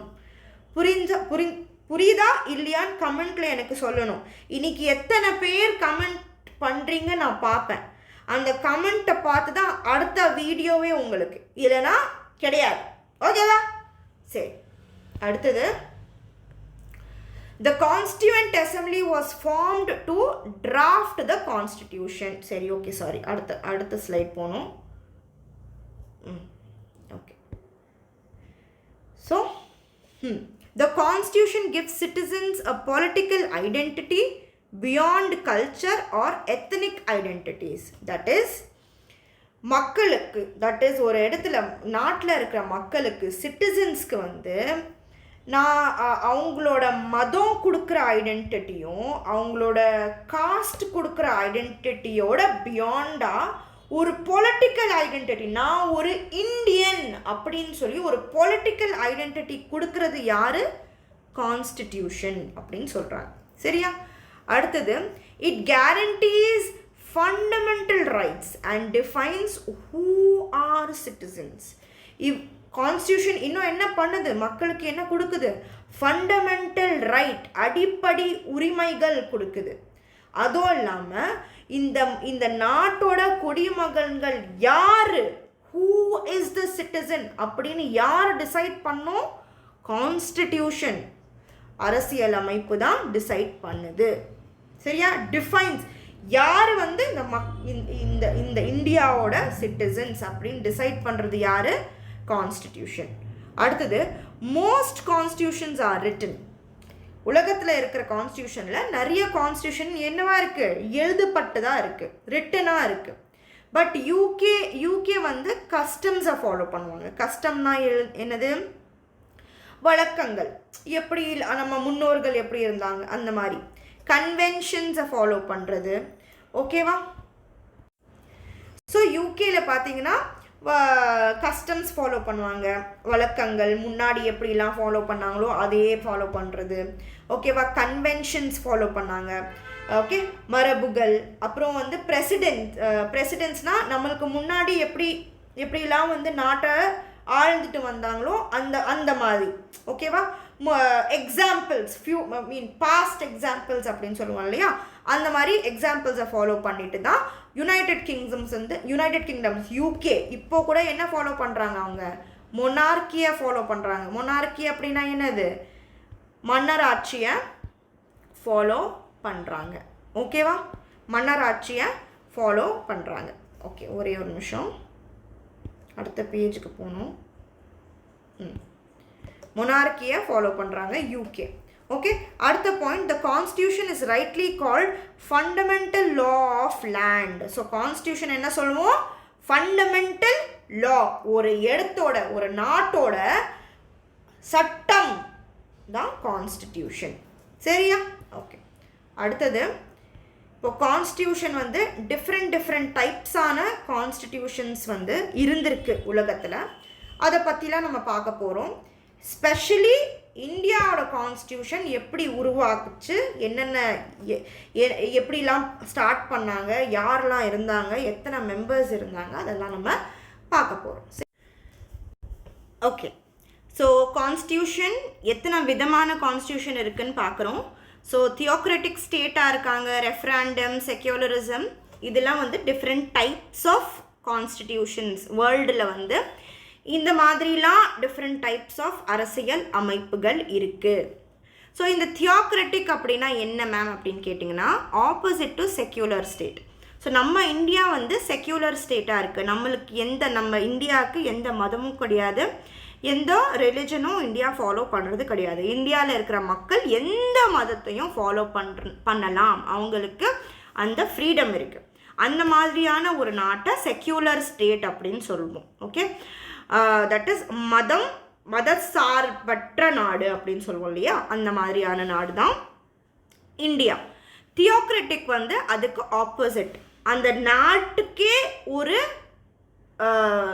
மதம் இருக்கும். ஃபார் எக்ஸாம்பிள் பார்த்தீங்கன்னா Saudi Arabia Islamic state, Pakistan Islamic state, Vatican Christianity follow பண்ணுற ஸ்டேட். ஓகேவா? ஸோ அந்த மாதிரி வந்து ஒரு நாட்டுக்கு அவங்களோட மதம் இருந்துச்சுன்னா அந்த மாதிரியான நாட்டை என்ன சொல்லுவோம், தியோக்ரட்டிக் ஸ்டேட் அப்படின்னு சொல்லுவோம். Okay, a theocratic state has an official religion and top posts are reserved for its followers. So அந்த மதத்தை வழிபடுத்துறவங்க, தட் இஸ் அந்த மதத்தை ஃபாலோ பண்ணுறவங்க தான் அந்த நாட்டோட டாப் போஸ்டிங்கில் இருப்பாங்க அப்படின்னு சொல்லுவாங்க. ஓகே, எக்ஸாம்பிள் பார்த்தீங்கன்னா பாகிஸ்தான், இந்தியா, வேட்டிக்கன் பாகிஸ்தான் வந்து இஸ்லாமை ஃபாலோ பண்ணுது, வேட்டிக்கன் வந்து கிறிஸ்டியானிட்டியை ஃபாலோ பண்ணுது. ஃபார்முலேஷன் ஆஃப் கான்ஸ்டியூஷன் ஃபார்முலேஷன் அப்படின்னா அந்த formulation of a constitution refers to who drafts its and their authority. So அந்த அரசியல் அமைப்பை வந்துட்டு யார் அந்த அரசியல் அமைப்பை செய்கிறாங்க, தட் இஸ் உருவாக்குறாங்களோ அவங்க தான் ஃபார்முலேட்டர்ஸ் ஆஃப் கான்ஸ்டிடியூஷன் அப்படின்னு சொல்லுவோம். ஸோ அடுத்த point, Indian constitution gained legitimacy as it was drafted by people's representative. Okay, இந்த கான்ஸ்டியூவன்ட் அசம்பிளி. ஸோ கான்ஸ்டியூவன்ட் அசம்பிளியில் பார்த்தீங்கன்னா நம்ம ஓட் பண்ணி மெம்பர் ஆஃப் பார்லிமெண்ட்டாக நம்ம செலக்ட் பண்ணுறவங்க தான் என்ன உருவாக்குறாங்க, சட்டங்கள்லாம் உருவாக்குறாங்க. ஸோ நம்ம ரெப்ரசன்ட் பண்ணவங்க தான் சட்டத்தை உருவாக்குறாங்க. சரியா? ஸோ அதனால் நம்மளோட கான்ஸ்டியூஷன் என்னது, டெமோக்ராட்டிக் கான்ஸ்டியூஷன். ஏன்னா நம்ம தான் வந்து தேர்ந்தெடுத்தோம் யார் வந்து சட்டத்தெல்லாம் உருவாக்கணும் அப்படின்னு. எம்பி எம்எல்ஏலாம் தான் நம்ம தான் தேர்ந்தெடுக்கிறோம் இல்லையா? ஸோ இது என்ன மாதிரியான கான்ஸ்டியூஷன், இந்தியன் கான்ஸ்டியூஷன் வந்து ஒரு டெமோக்ராட்டிக் கான்ஸ்டியூஷன். ஏன்னா மக்கள் தான் அவங்களோட ரெப்ரசன்டேட்டிவை தேர்ந்தெடுக்கிறாங்க. சரியா? So Indian constitution gained legitimacy. Indian கான்ஸ்டியூஷனுக்கு அந்த கேரண்டி எதனால் கிடச்சிதுன்னா, கான்ஸ்டியூஷன்லேருந்து வர சட்டங்கள்லாம் மக்கள் தேர்ந்தெடுத்த எம்பி எம்எல்ஏஸ் தான் வந்து ஃபார்ம் பண்ணுறாங்க. புரியுதுன்னு நம்புகிறேன். அடுத்தது, some countries subjects their constitution to a referendum. Referendum அப்படின்னா என்ன அப்படின்னு பார்த்தீங்கன்னா, ஒரு நிமிஷம். ரெஃபரண்டம் அப்படின்னா டைரக்ட் ஓட்டிங். தட் இஸ் நம்ம இப்போ எம்பி எம்எல்ஏலாம் நம்ம ஓட் பண்ணி அவங்க தான் சட்டமன்றத்தில் போயிட்டு அவங்க தான் வந்து சட்டத்தெல்லாம் உருவாக்குறாங்க இல்லையா? ஸோ ரெஃபரண்டமில் அப்படி கிடையாது. மக்களே டைரெக்டாக ஒரு சட்டத்துக்கு ஓட் பண்ணுவாங்க, ஒரு ஆர்டருக்கும் ஒரு ஆக்டுக்கும் ஓட் பண்ணுவாங்க. மக்கள் டைரெக்டாக ஓட் பண்ணுறது தான் என்ன சொல்லுவோம், ரெஃபரண்டம் அப்படின்னு சொல்லுவோம். இந்தியாவில் ரெஃபரண்டம்லாம் கிடையாது, ரெப்ரசன்டேட்டிவ் எலெக்ஷன் தான். நம்மளை ரெப்ரசன்ட் பண்ணுற எம்எல்ஏ எம்பியை நம்ம எலெக்ட் பண்ணுவோம், அவங்க தான் சட்டமன்றத்தில் சட்டத்தை உருவாக்குவாங்க. புரியுதா? Referendums are often used for moral issues, local matters and coalition dispute. சின்ன விஷயத்தில் நம்ம ரெஃபரண்டமை யூஸ் பண்ணலாம், பெரிய விஷயத்தில் நம்மளால் யூஸ் பண்ண முடியாது அப்படின்னு சொல்கிறாங்க. Referendum gives legitimacy and popular approval. Referendum மாதிரி பண்ணோம் அப்படின்னா ஒரு நல்ல என்ன சொல்கிறது, அத்தாரிட்டி கொடுக்கும், ஒரு கேரண்டி கொடுக்கும். அதுக்கப்புறம் அதோட விளைவு வந்து ரொம்ப பாப்புலராக இருக்கும், மக்களுக்கு எல்லாமே நல்லா தெரிய வந்துடும். அந்த ரெஃபரண்டம்க்கு அப்புறம் வர ரிசல்ட்டோட விளைவுகள் வந்து மக்களில் எல்லாருக்கும் தெரிஞ்சிரும் அப்படின்னு சொல்கிறாங்க. அடுத்தது, Indian constitution was never subjected to referendum. So நம்ம இந்தியன் கான்ஸ்டியூஷனில் ரெஃபரண்டம் என்ற ஒரு கான்செப்டே கிடையாது. அடுத்த point, Switzerland is an important example for use of referendum. Important point, ஸ்விட்சர்லாண்டில் ரெஃபரண்டம் அதிகமாக யூஸ் பண்ணுறாங்க அப்படின்றாங்க. அடுத்த பாயிண்ட்டு, ரெஃபரண்டமை எக்ஸ்பிளைன் பண்ணுற மாதிரி. ரெஃபரண்டம்னா என்னது? Direct vote of the people on specific issue. இது எப்படி பண்ணலாம்? ஒரு லாவை அக்செப்ட் பண்ணுறதுக்கும் ரெஃபரண்டம் பண்ணலாம், ஒரு சட்டத்தை ரிஜெக்ட் பண்ணுறதுக்கும் பண்ணலாம், ஒரு பாலிசியை கொண்டு வரத்துக்கும் அமெண்ட்மெண்ட்டை கொண்டு வரத்துக்கும் என்ன ஃபாலோ பண்ணுவாங்க? ரெஃபரண்டமை கொண்டு வருவாங்க. டைப்ஸ் ஆஃப் ரெஃபரண்டம் பார்த்தீங்கன்னா மேண்டட்ரி, ஆப்ஷனல், plebiscite ரெஃபரண்டம் அப்படின்னு சொல்லுவாங்க. சரியா? So India not a regular feature in the constitution, only rare கேசஸில் நம்ம யூஸ் பண்ணுவோம். எக்ஸாம்பிள், கோவாவில் 1967 யூஸ் பண்ணியிருக்காங்க அப்படின்னு சொல்கிறாங்க. சரியா? ஓகே. அடுத்தது, an ideal constitution should accommodate an aspiration of all sections. That is, ஒரு நல்ல கான்ஸ்டியூஷனாக இருக்கணும்னா அந்த நாட்டில் இருக்கிற எல்லா மக்களுக்கும் சேர்ற மாதிரி ஒரு சட்டம் இருக்கணும் அந்த நாட்டில் அப்படின்னு சொல்கிறாங்க. அடுத்தது, டிஸ்கிரிமினேட்டரி கான்ஸ்டியூஷன், தட் இஸ் வேறுபாடுகள் பார்க்குற மாதிரி இருக்கிற கான்ஸ்டியூஷன். அதில் வந்து நிறைய பேர் அந்த மாதிரி ஒரு கான்ஸ்டியூஷனை அக்செப்ட் பண்ண மாட்டாங்க அப்படின்னு சொல்கிறாங்க. தட் இஸ் ரிலிஜன் பேஸ் பண்ணியும், காஸ்ட் பேஸ் பண்ணியும், லாங்குவேஜ் பேஸ் பண்ணியும் லேக் ஆஃப் அக்செப்டன்ஸ் இருக்காது அப்படின்னு சொல்கிறாங்க. த 42nd அமெண்ட்மெண்ட் 1976 பண்ண 42nd அமெண்ட்மெண்ட்டில் சோஷியலிஸ்ட், செக்யூலர் அப்படின்னு இந்த 2 இம்பார்ட்டண்ட் வார்த்தை வந்து ப்ரியாம்பிள்குள்ளே ஆட் பண்ணியிருக்காங்க அப்படின்னு சொல்கிறாங்க. ஓகேவா? ஸோ எதனால் இந்த பாயிண்ட் இங்கே வந்துச்சுன்னா, நம்ம கான்ஸ்டியூஷன் எந்த மாதிரியான ஒரு கான்ஸ்டியூஷன்? Secular constitution. நம்ம எந்த மதத்துக்காகவும் நம்ம கான்ஸ்டியூஷன் எந்த மதத்துக்கும் ரொம்ப ஹை ப்ரியாரிட்டி கொடுக்காது, எந்த மதத்துக்கும் லோ ப்ரியாரிட்டி கொடுக்காது. மதமே கிடையாது, நீங்கள் என்ன வேணாலும் ஃபாலோ பண்ணிக்கோங்க அப்படின்னு சொல்கிற ஒரு செக்யூலரான நாடு, எல்லா மதத்தையும் மதிக்கிற ஒரு நாடு இந்தியா. சரியா? அடுத்தது, it also change unity of nation. So இந்த அமெண்ட்மெண்ட்லேயே 2 விஷயங்கள் நடந்திருக்கு. சோஷியலிஸ்ட், செக்யூலர் என்ற 2 வார்த்தை இன்க்ளூட் பண்ணாங்க ப்ரியாம்பிளில். அது மட்டும் இல்லாமல் யூனிட்டி ஆஃப் நேஷனை யூனிட்டி அண்ட் இன்டெகிரிட்டி ஆஃப் நேஷனாக மாற்றினாங்க. யூனிட்டி ஆஃப் நேஷன்னா நம்ம நேஷனில் இருக்கிற எல்லாருமே ஒற்றுமையாக இருக்கணும். எதுக்காக ஒற்றுமையாக இருக்கணும்? நம்ம நாட்டை வந்து என்ன பண்ணுது? இன்டெகிரிட்டி அப்படின்னா நம்ம நாட்டோட என்ன சொல்கிறது? ஸோ நம்ம நாட்டில் எல்லாருமே ஒற்றுமையாக இருக்கணும், ஒருமைப்பாடுக்காக பாடுபடணும். Okay, we have to be united and integrated. ஓகேவா? நம்ம வந்து ரொம்ப உண்மையாக இருக்கணும். கரெக்டான வேர்டு வந்து நம்ம ரொம்ப உண்மையாக இருக்கணும் நம்ம நாட்டுக்கு. அதுதான் unity and integrity of nation அப்படின்னு சொல்லுவாங்க. சரியா? அடுத்தது, the constitution separates powers horizontally among legislatures, executive and judiciary. So constitution தான் வந்து லெஜிஸ்லேச்சர்ஸ்க்கு என்ன டியூட்டி, எக்ஸிக்யூட்டிவ்க்கு என்ன டியூட்டி, ஜுடிஷரிக்கு என்ன டியூட்டின்னு சொல்லிட்டு அவங்களோட பவரை செப்பரேட் பண்ணுறது கான்ஸ்டிடியூஷன் தான். சரியா? அடுத்தது Indian constitution is neither too rigid nor flexible. So ரொம்ப ரொம்ப ரொம்ப என்ன சொல்கிறது, ரொம்ப கடுமையாக கூட இல்லை, ரொம்ப ரெஜிட்டாக கூட இல்லை இந்தியன் கான்ஸ்டியூஷன். ஏதாவது சேஞ்சஸ் கொண்டு வரணும் அப்படின்னா நம்ம ஈஸியாக நம்ம இந்தியன் கான்ஸ்டியூஷனில் சேஞ்சஸ் கொண்டு வரலாம்.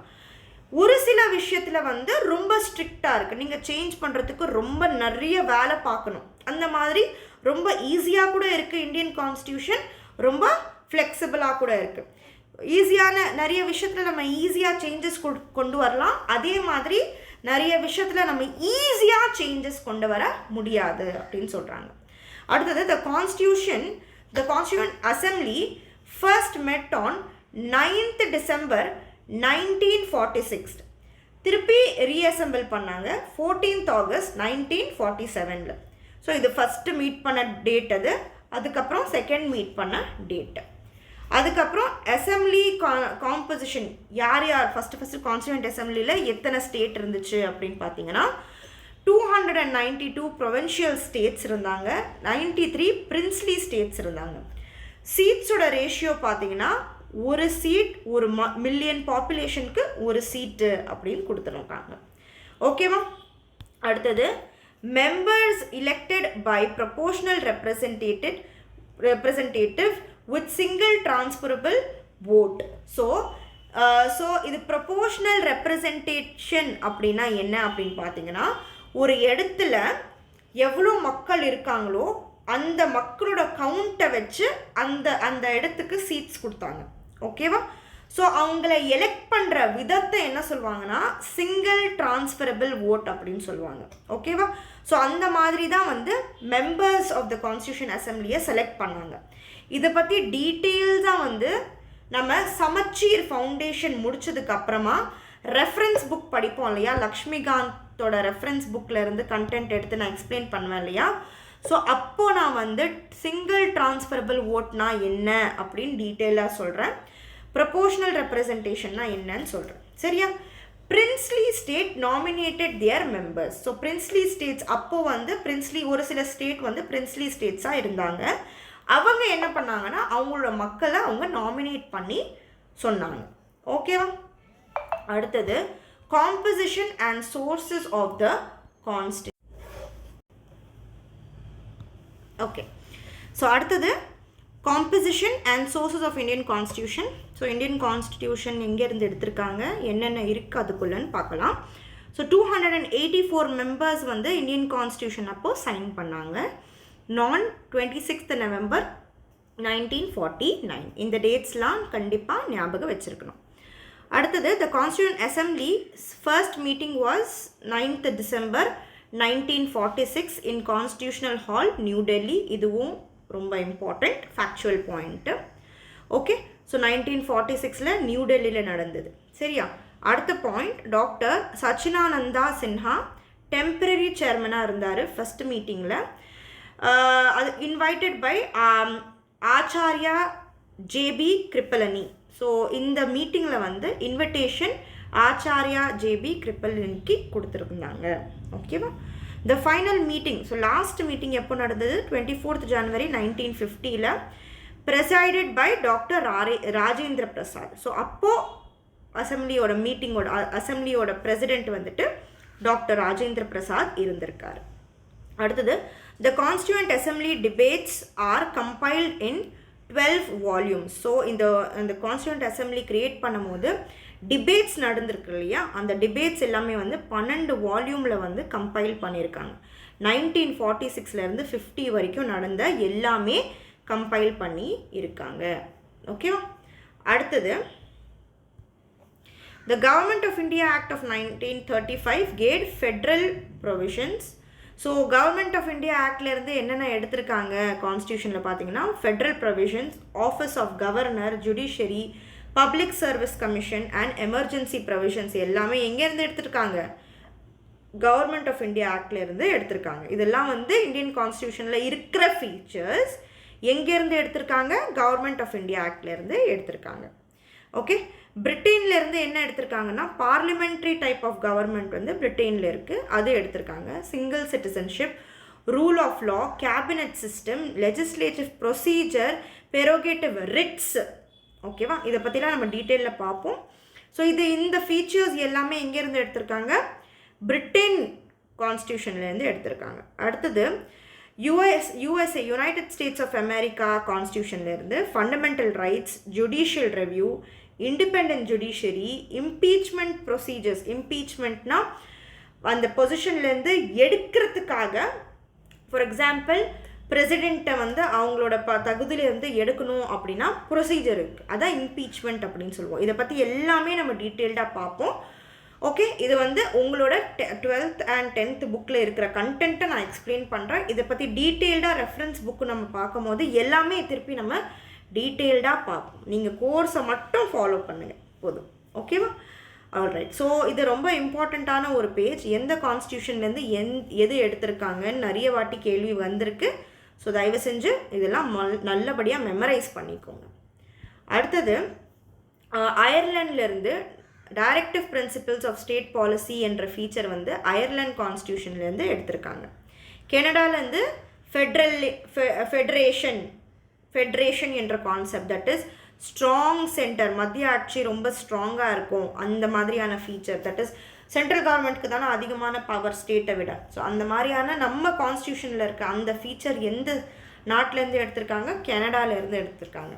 ரெசிடியூரி பவர்ஸ்னால் என்ன நான் சொல்கிறேன், இப்போதைக்கு தெரிஞ்சுக்கோங்க. Okay, concurrent list, governors appointment, supreme court advisory jurisdiction, இது எல்லாமே வந்து எங்கேருந்து? கனடாலேருந்து எடுத்திருக்காங்க. சரியா? இதெல்லாம் ஃபேக்சுவலாக மெமரைஸ் பண்ணிக்கோங்க. ஒவ்வொரு பாயிண்ட் பற்றியும் நான் எக்ஸ்பிளைன் கண்டிப்பாக பண்ணுவேன். ஏன்னா ஒவ்வொரு தட் இஸ் ஸ்டேட் லெஜிஸ்லேச்சர் அப்படின்னு சொல்லிட்டு ஒரு ஃபுல் கண்டென்ட் நம்ம பார்ப்போம். தட் இஸ் லக்ஷ்மிகாந்த்லேருந்து கண்டிப்பாக அந்த ரெஃபரன்ஸ் புக் ஃபுல்லாக நம்ம முடிக்கணும். ஓகே, டீட்டெயில்டாக நம்ம பார்ப்போம். ஸோ அதிலேருந்து நான் அதை எக்ஸ்பிளைன் பண்ணும்போது இது ரெசிடியூ பவர்னால் என்ன, கான்கரண்ட் லிஸ்ட்னால் என்ன, அதெல்லாம் நம்ம டீட்டெயில்டாக பார்க்கலாம். ஆஸ்திரேலியாவிலேருந்து freedom of trade, commerce, joint sitting in the houses. ஓகேவா? ஜாயிண்ட் சிட்டிங், ஒரு பில் பாஸ் பண்ணோம் அப்படின்னா ராஜ்யசபா லோக்சபா 2 பேருமே சைன் பண்ணணும். இல்லை ஏதோ ஒரு பில்லை வந்து மீட்டிங் பண்ணணுன்னா 2 ஹவுஸுமே ஜாயிண்ட் சிட்டிங் பண்ணணும். அந்த கான்செப்ட் எல்லாம் வந்து ஆஸ்திரேலியாவிலேருந்து எடுத்திருக்காங்க. வீமர் கான்ஸ்டியூஷன் ஜெர்மனிலேருந்து என்ன எடுத்திருக்காங்கன்னா, suspension of fundamental rights, emergency அப்போது ஃபண்டமெண்டல் ரைட்ஸை சஸ்பெண்ட் பண்ணுற ஃபீச்சர் வந்து ஜெர்மனிலேருந்து எடுத்திருக்காங்க. அடுத்தது யூஎஸ்எஸ்ஆர்லேருந்து ஃபண்டமெண்டல் டியூட்டிஸ் கான்செப்ட் எடுத்திருக்காங்க. ஐடியல் ஆஃப் ஜஸ்டிஸ், எல்லாருக்கும் எல்லா விதத்துலேயும் என்ன சொல்கிறது, நீதி கொடுக்கணும் அப்படின்னு சொல்லி அந்த feature, social justice, economic justice, political justice, அந்த ஃபீச்சர் வந்து யூஎஸ்எஸ்ஆர் பேசிக்கலி ரஷ்யாவிலேருந்து எடுத்திருக்காங்க. சரியா? அடுத்த பாயிண்ட் பார்த்தீங்கன்னா, ஃப்ரான்ஸ்லேருந்து லிபர்ட்டி, ஈக்குவாலிட்டி, ஃபெட்டர்னிட்டி, இந்த 3 வார்த்தை ப்ரியாம்பிளில் ஆட் பண்ணியிருக்காங்க இல்லையா, இது வந்து ஃப்ரான்ஸ்லேருந்து எடுத்திருக்காங்க. சவுத் ஆஃப்ரிக்காவில் வந்து procedure of constitutional amendments, so கான்ஸ்டியூஷனலில் ஏதாவது சட்டம் திருத்தங்கள் செய்வோம் இல்லையா, அமெண்ட்மெண்ட் பண்ணுவோம் இல்லையா, அந்த ப்ரொசீஜர் வந்து சவுத் ஆஃப்ரிக்காவோட கான்ஸ்டியூஷன்லேருந்து எடுத்திருக்காங்க. ராஜ்யசபாவோட எலெக்ஷன் கூட சவுத் ஆஃப்ரிக்காவோட கான்ஸ்டியூஷன்லேருந்து எடுத்திருக்காங்க. இதெல்லாம் வந்து கண்டிப்பாக நீங்கள் மெமரைஸ் பண்ணியே ஆகணும். ஏன்னா ஃபேக்சுவல் கொஷின்ஸில் கேட்பாங்க, மேட்ச்சில் கேட்குறதுக்கு சான்சஸ் இருக்குது. ரொம்ப ரொம்ப இம்பார்ட்டண்ட். சரியா? ஓகே, அடுத்தது வந்து salient features of Indian. Okay, salient features of Indian Constitutionல ஃபஸ்ட்டு பாயிண்ட் என்ன அப்படின்னு பார்த்தீங்கன்னா, நம்ம இந்தியன் கான்ஸ்டியூஷன் ரொம்ப பெரிய ஒரு constitution. It's a longest written constitution. சரியா? ரொம்ப பெருசாக இருக்கும். இந்த வேர்ல்டுலேயே ரொம்ப பெருசாக எழுதின கான்ஸ்டியூஷன். டீட்டெயில்டு ப்ரொவிஷன்ஸ் கொடுத்துருக்காங்க. சென்டர் ஸ்டேட் ரிலேஷன்ஸை பற்றி, ரைட்ஸை பற்றி, பாலிசிஸை பற்றி, அட்மினிஸ்ட்ரேஷனை பற்றிலாம் நிறைய எழுதியிருக்காங்க இந்த கான்ஸ்டியூஷனில். அடுத்தது இந்த கான்ஸ்டியூஷன் பார்த்திங்கன்னா blend of rigidity and flexibility. ரொம்ப ரொம்ப கடுமையாக இருக்கும், டிஃபிகல்ட்டாக இருக்கும் ஒரு சில பார்ட் ஆஃப் த கான்ஸ்டியூஷனை அமெண்ட் பண்ணுறது. ஒரு சில part of the constitution amend பண்ணுறது ரொம்ப ஈஸி. ஸோ அதனால் பிளெண்ட் ஆஃப் 2 அப்படின்னு சொல்லுவாங்க. So difficult to amend some regions, easy some regions. ஓகேவா? அதுக்கப்புறம் இந்தியன் கான்ஸ்டியூஷன் பார்த்திங்கன்னா ஒரு சாவரின் ஸ்டேட். சாவரின் அப்படின்னா என்னது? நம்ம நாட்டை நம்ம மட்டும்தான் மேனேஜ் பண்ணுவோம். அதோட இன்டர்னல் எக்ஸ்டர்னல் அஃபேர்ஸ் எல்லாமே நம்ம தான் மேனேஜ் பண்ணுவோம். அவுட் சைட்லேருந்து யாரும் வந்து எதை இன்டர்ஃபியரன்ஸை கொடுக்க கூடாது. அடுத்தது நம்ம நாடு ஒரு சோஷியலிஸ்டிக் ஆன ஒரு நாடு. ஓகே, இந்த வேர்ட் பார்த்திங்கன்னா 42nd amendment act of 1976 add பண்ணாங்க. இந்தியா வந்து ஒரு மிக்ஸ்ட் எக்கானமியாக ஃபாலோ பண்ணுது. ஓகேவா? கேபிட்டலிசமும் ஃபாலோ பண்ணுது, சோஷியலிசமும் ஃபாலோ பண்ணுது, ரெண்டுமே. இதை பற்றி நம்ம டீட்டெயில்டாக பார்ப்போம். சோஷியலிசம்னா என்ன, கேபிட்டலிசம்னா என்ன அப்படின்னு இப்போதைக்கு மேலோட்டமாக எல்லாமே தெரிஞ்சுக்கோங்க. சரியா? அடுத்த பாயிண்ட்டு, செக்யூலர் ஸ்டேட் நம்ம இந்தியா. ஏன் அப்படின்னா எல்லா ரிலிஜனும் நம்ம ஈக்குவலாக பார்க்குறோம். we do not have any special religion for the country. ஓகேவா? நம்ம நாட்டுக்கு இந்த ஒரு ஸ்பெஷல் ரிலிஜனுமே கிடையாது. அடுத்த பாயிண்ட் வந்து நம்ம வந்து ஒரு டெமோக்ராட்டிக் ரிப்பப்ளிக். ஏன்னா நம்மளுக்கு வந்து ஓட்டு அளிக்கிற உரிமை இருக்குது. Democracy means ruled by elective representative. நம்ம மக்களை வந்து யாரை வந்து ஓட் பண்ணி எம்பி எம்எல்ஏயாக நிறுத்துகிறாங்களோ அவங்க தான் வந்து சட்டத்தை உருவாக்குவாங்க. ஸோ நம்மக்கிட்ட என்ன இருக்குது, எலெக்ட் பண்ணுற உரிமை இருக்குது. ஸோ அதனால தான் நம்ம என்னது, ஓட் பண்ணுற உரிமை இருக்கிறதுனால தான் நம்ம democratic state. Republic means head of state is elected, not heredity. That is நம்ம யாரை தேர்ந்தெடுக்கிறோமோ அவங்க தான் நாட்டோட ஹெட்டாக இருக்காங்க. பை பர்த்து ஃபேமிலியுடைய ஹெரிடிட்டி, தட் இஸ் இப்போ மோதியோட சன் இருந்தாங்கன்னா அவங்க தான் பிரசிடெண்ட்டாக இருப்பாங்களா, நெக்ஸ்ட்டு கிடையாது. ஓகேவா? அடுத்தது பார்லிமெண்ட்ரி சிஸ்டம். பார்லிமெண்ட்ரி சிஸ்டம் பார்த்திங்கன்னா நம்ம பார்லிமெண்ட்டில் என்ன இருக்குது, லெஜிஸ்லேச்சர் இருக்குது, எக்ஸிக்யூட்டிவ் இருக்குது இல்லையா. ஸோ அது வந்து பார்லிமெண்ட்ரி சிஸ்டம் அப்படின்னு சொல்லுவோம். நம்மக்கிட்ட executive, council of ministers, chief minister, prime minister, that is central கவர்மெண்ட்டில் பார்த்தோன்னா பிரைம் மினிஸ்டர், அப்புறம் கவுன்சில் ஆஃப் மினிஸ்டர்ஸ், இவங்கெல்லாம் வந்து எக்ஸிக்யூட்டிவ். ஓகே, இவங்க வந்து ரெஸ்பான்சிபிள் டு லெஜிஸ்லேச்சர், பார்லிமெண்ட். அவங்க வந்து வேலையை ஒழுங்காக பார்க்குறாங்களா இல்லையான்னு சொல்லிட்டு யாருக்கு அவங்க பதில் சொல்லணும், பார்லிமெண்ட்டில் ஆப்போசிஷன் பார்ட்டியில் உட்காந்துருக்க எல்லாருக்கும் பதில் சொல்லணும். லெஜிஸ்லேச்சருக்கு எக்ஸிக்யூட்டிவ் ஆன்சரபிளாக இருப்பாங்க அப்படின்னு சொல்கிறாங்க. சரியா? நம்ம இந்தியன் கான்ஸ்டியூஷன் எத்தனை சிட்டிசன்ஷிப் ஃபாலோ பண்ணுது, ஒரே ஒரு Indian citizenship. We enjoy single citizenship. All Indians enjoy single citizenship granted by union, recognized across all states. ஓகேவா? ஸோ நான் தமிழ்நாடுல இந்தியன் சிட்டிசனாக இருந்தால் நான் டெல்லிலையும் இந்தியன் சிட்டிசன் தான், பஞ்சாப்லேயும் இந்தியன் சிட்டிசன் தான், கொல்கத்தாலேயும் இந்தியன் சிட்டிசன் தான். ஸோ என்னோட சிட்டிசன்ஷிப் யார் கொடுக்குறா, சென்ட்ரல் கவர்மெண்ட் கொடுக்குது. ஸோ எல்லா இடத்துலையும் என்னோட சிட்டிசன்ஷிப் வேலிட். புரியுதா? அடுத்தது சிட்டிசன்ஷிப் ப்ரொவிஷன்ஸ். ஸோ இது எல்லாமே வந்து கான்ஸ்டியூஷனில் கொடுத்துருக்காங்க. பை பர்த் நான் சிட்டிசன், பை டெசென்ட் நான் சிட்டிசன், ரெஜிஸ்ட்ரேஷன், நேச்சுரலைசேஷன், எந்த விதத்தில் நான் ஒரு சிட்டிசன் அப்படின்னு சொல்லிட்டு கான்ஸ்டிடியூஷன் சொல்லியிருக்கு. சிட்டிசன்னா யார் அப்படின்னு இந்தியன் கான்ஸ்டியூஷன் வந்து எக்ஸ்பிளைன் பண்ணியிருக்கு அப்படின்னு சொல்கிறாங்க. அடுத்தது universal adult franchise. Universal adult ஃப்ரான்ச்சைஸ்னால் 18 இயர்ஸ்க்கு மேற்பட்டவங்க எல்லாருமே வந்து ஓட் பண்ணலாம். அவங்க எந்த மதத்தில் இருந்தாலும் சரி, ஜாதியில் இருந்தாலும் சரி, எந்த செக்ஸில் இருந்தாலும் சரி, அவங்க எந்த ஸ்டேட்டஸில் இருந்தாலும் சரி, அவங்க வாக்களிக்கலாம். ஓகேவா? அடுத்தது independent and integrated judiciary. Independent and integrated அப்படின்னா ஜுடிஷியரி அவங்களோட டிசிஷன் அவங்க ஓனாக எடுப்பாங்க. யாரும் வந்து ஜுடிஷியரியை இன்டர்ஃபியர் பண்ணக்கூடாது. ஜட்ஜ் தட் இஸ் சுப்ரீம் கோர்ட்டுக்குள்ளே போய், எந்த கோர்ட்டுக்குள்ளேயும் போய் யாருமே எந்த ஒரு இன்டர்ஃபியரன்ஸோ கொடுக்க கூடாது. Judiciary is free from executive and legislature control. யாருமே பண்ணக்கூடாது.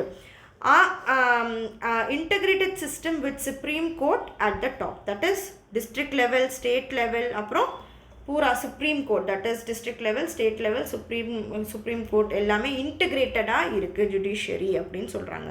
தட் இஸ் ஃபஸ்ட்டு நீங்கள் எங்கே போவீங்க, டிஸ்ட்ரிக்ட் கோர்ட்டுக்கு போவீங்க, அதுக்கப்புறமா ஹைகோர்ட் போவீங்க, அதுக்கப்புறமா சுப்ரீம் கோர்ட்டுக்கு போவீங்க. அந்த மாதிரி இன்டெகிரேட்டட் ஜுடிஷியரி இருக்குது. ஓகேவா? அப்படின்னு சொல்கிறாங்க. இண்டிபெண்ட்டாக இருக்குது, யார் மேலேயும் டிபெண்ட்டாக இல்லை, அதுவும் இல்லாமல் இன்டெகிரேட்டடாக இருக்குது. ஸோ இதை பற்றி ஜுடிஷியரியை பற்றியே நம்ம தனி சாப்டர் பார்ப்போம். ஓகே, ஃபண்டமெண்டல் ரைட்ஸ் பார்த்தீங்கன்னா பார்ட் 3 ஆஃப் த இந்தியன் கான்ஸ்டியூஷனில் ஃபண்டமெண்டல் ரைட்ஸ் இருக்குது. 6 கேட்டகரியில் ஃபண்டமெண்டல் ரைட்ஸ் வந்து பிரிச்சிருக்காங்க. Right to equality, right to freedom, right to protection from exploitation, right to religion, cultural and educational rights, right to constitutional remedies அப்படின்னு சொல்லிட்டு 6 கேட்டகரிஸில் fundamental ரைட்ஸை பிரிச்சிருக்காங்க அப்படின்னு சொல்கிறாங்க.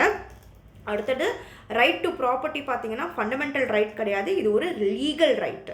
ஒரிஜினலியே பார்த்தீங்கன்னா முதல்ல அது ஃபண்டமெண்டல் ரைட்டாக இருந்தது அண்டர் ஆர்டிக்கல் 31. பட் அதுக்கப்புறம் 44th அமெண்ட்மெண்ட் ஆக்டுக்கு அப்புறம் 1978 இதை லீகல் ஆக்ட் ஆக்கிட்டாங்க அண்டர் ஆர்டிக்கல் 300A. சரியா? Under article 300A right to ப்ராப்பர்ட்டியை லீகல் ஆக்ட் ஆக்கியிருக்காங்க. சரியா? லீகல் ரைட்டு ஆக்கியிருக்காங்க. ஓகே, அடுத்தது right to education. Right to education பார்த்தீங்கன்னா அது ஃபண்டமெண்டல் ரைட்டு. ஆர்டிக்கல் 86, இந்த ஆர்டிகல்ஸ்லாம் ரொம்ப முக்கியம். Article 86 amendment, constitution amendment act of 2002 under article 21A free and compulsory education 6 இயர்ஸ்லேருந்து 14 இயர்ஸ் வரைக்கும் இருக்கிற எல்லாருக்கும் ஃப்ரீ அண்ட் கம்பல்சரி எஜுகேஷன் கொடுக்கணும் அப்படின்னு சொல்லிட்டு கொண்டு வந்திருக்காங்க through right to education act of 2009. Right to education act of 2009 தான் ஃப்ரீ அண்ட் கம்பல்சரி எஜுகேஷன் கொண்டு வந்தாங்க. 86th அமெண்ட்மெண்ட் ஆக்ட் அந்த 2002 வந்து ரைட் டு எஜுகேஷன் கொண்டு வந்தாங்க. இந்த வருஷம் இருக்கு இல்லையா, இது வந்து 2009 கொண்டுட்டு வந்தாங்க. சரியா? அடுத்தது rights are enforceable and limited. Rights பார்த்தீங்கன்னா யாராவது உங்களோட அடிப்படை உரிமையை எடுத்தாங்கன்னா நீங்கள் வந்து கோர்ட்டில் போய் நீங்கள் சண்டை போடலாம். அதான் என்ஃபோர்ஸபிள் அப்படின்னு சொல்கிறது. Rights can be enforce through court under article 32. இந்த ஆர்டிக்கல் 32வே ஒரு ஃபண்டமெண்டல் ரைட்டு தான். Right to constitution and remedies அப்படின்னு சொல்லுவாங்க. But are not absolute. That is ஒரு சில நேரத்தில் உங்களோட ஃபண்டமெண்டல் ரைட்ஸை ரெஸ்ட்ரிக்ட் பண்ணுவாங்க, ஸ்டாப் பண்ணுவாங்க. ஏதாவது ஒரு நம்ம நாட்டுக்கு ஏதாவது ஒரு பாதிப்பு ஆகுது அப்படின்னா அந்த கட்டத்தில் வந்து உங்களோட ஃபண்டமெண்டல் ரைட்ஸை ரெஸ்ட்ரிக்ட் பண்ணுவாங்க பப்ளிக் ஆர்டர் செக்யூரிட்டிக்காக. சரியா? அதுதான் வந்து fundamental rights are enforceable and limited அப்படின்னு சொல்கிறது. சரியா? ஓகே. ஸோ அடுத்தது பார்க்க வேண்டியது fundamental duties, federal features and DPSP. Okay. So fundamental duties பார்த்தீங்கன்னா 42nd amendment act of 1976 add பண்ணாங்க. அண்டர் 4A ஆர்டிக்கல் வந்து 51A. ஓகேவா? இது முன்னாடியே பார்த்தோம். நம்ம டியூட்டிஸ் வந்து மெமரைஸ் பண்ணணுமா அப்படின்னு கேட்டிங்கன்னா கண்டிப்பாக ஃபண்டமெண்டல் டியூட்டிஸ் மெமரைஸ் பண்ணணும். இது பாருங்கள், இது பார்த்தீங்கன்னா செமச்சீரோட கிளாஸ் 12 புக், கிளாஸ் 10 புக். ஓகேவா? ஸோ அதோட அதில் என்னென்ன பாயிண்ட்ஸ் கொடுத்துருக்காங்களோ அதுதான் நம்ம இந்த கோர்ஸில் வந்து பார்க்குறோம். ஓகே. ஃபார் எக்ஸாம்பிள் இப்போ மேம் ஃபண்டமெண்டல் டியூட்டிஸில் இந்த விஷயம் மட்டும் போதுமா அப்படின்னு கேட்டிங்கன்னா இல்லை, நம்ம வந்து இன்னும் கொஞ்சம் டீப்பாக படிப்போம் ஃபண்டமெண்டல் டியூட்டிஸ். இதே கோர்ஸில் நம்ம லக்ஷ்மிகாந்த் ரெஃபரன்ஸ் புக் எடுக்கிறப்போ ஃபண்டமெண்டல் டியூட்டிஸோட ஃபுல் டாபிக் திருப்பி வந்து டெப்த்தாக நம்ம படிப்போம். இந்த கோர்ஸை மட்டும் நீங்கள் ரிலீஜியஸாக ஃபாலோ பண்ணுங்கள். சரியா? அடுத்தது டியூட்டிஸ் இன்க்ளூட் ரெஸ்பெக்டிங் கான்ஸ்டிடியூஷன். நம்ம கான்ஸ்டியூஷனை ரெஸ்பெக்ட் பண்ணணும், நேஷ்னல் ஃப்ளாகை ரெஸ்பெக்ட் பண்ணணும், நேஷ்னல் ஆந்தமை ரெஸ்பெக்ட் பண்ணணும். அதுவும் இல்லாமல் we have to that is எந்த பேசிஸில் வந்து ஃப்ரீடம் நம்ம வாங்கணுமோ, ஓகே, அந்த பேசிஸ் அந்த ஐடியல்ஸில் நம்ம என்ன பண்ணணும்னா செரிஷ் பண்ணணும். செரிஷ் பண்ணோன்னா நம்ம வாழ்க்கையில் அதை ஞாபகம் வச்சு அதை ஃபாலோ பண்ணணும் அப்படின்னு சொல்கிறாங்க. சரியா? Citizen must protect sovereignty, unity, integrity of India and defend the nation when called upon to do so. That is, ஒரு நாட்டோட சிட்டிசனாக இருந்தீங்க அப்படின்னா அந்த நாட்டோட சாவரினிட்டினா அந்த நாட்டோட ரெஸ்பெக்ட் அப்படின்னு சொல்லுவோம். ஏன்னா சாவரினிட்டினா நம்மளோட நாட்டை நம்ம யார் முன்னாடியும் விட்டு கொடுக்கக்கூடாது.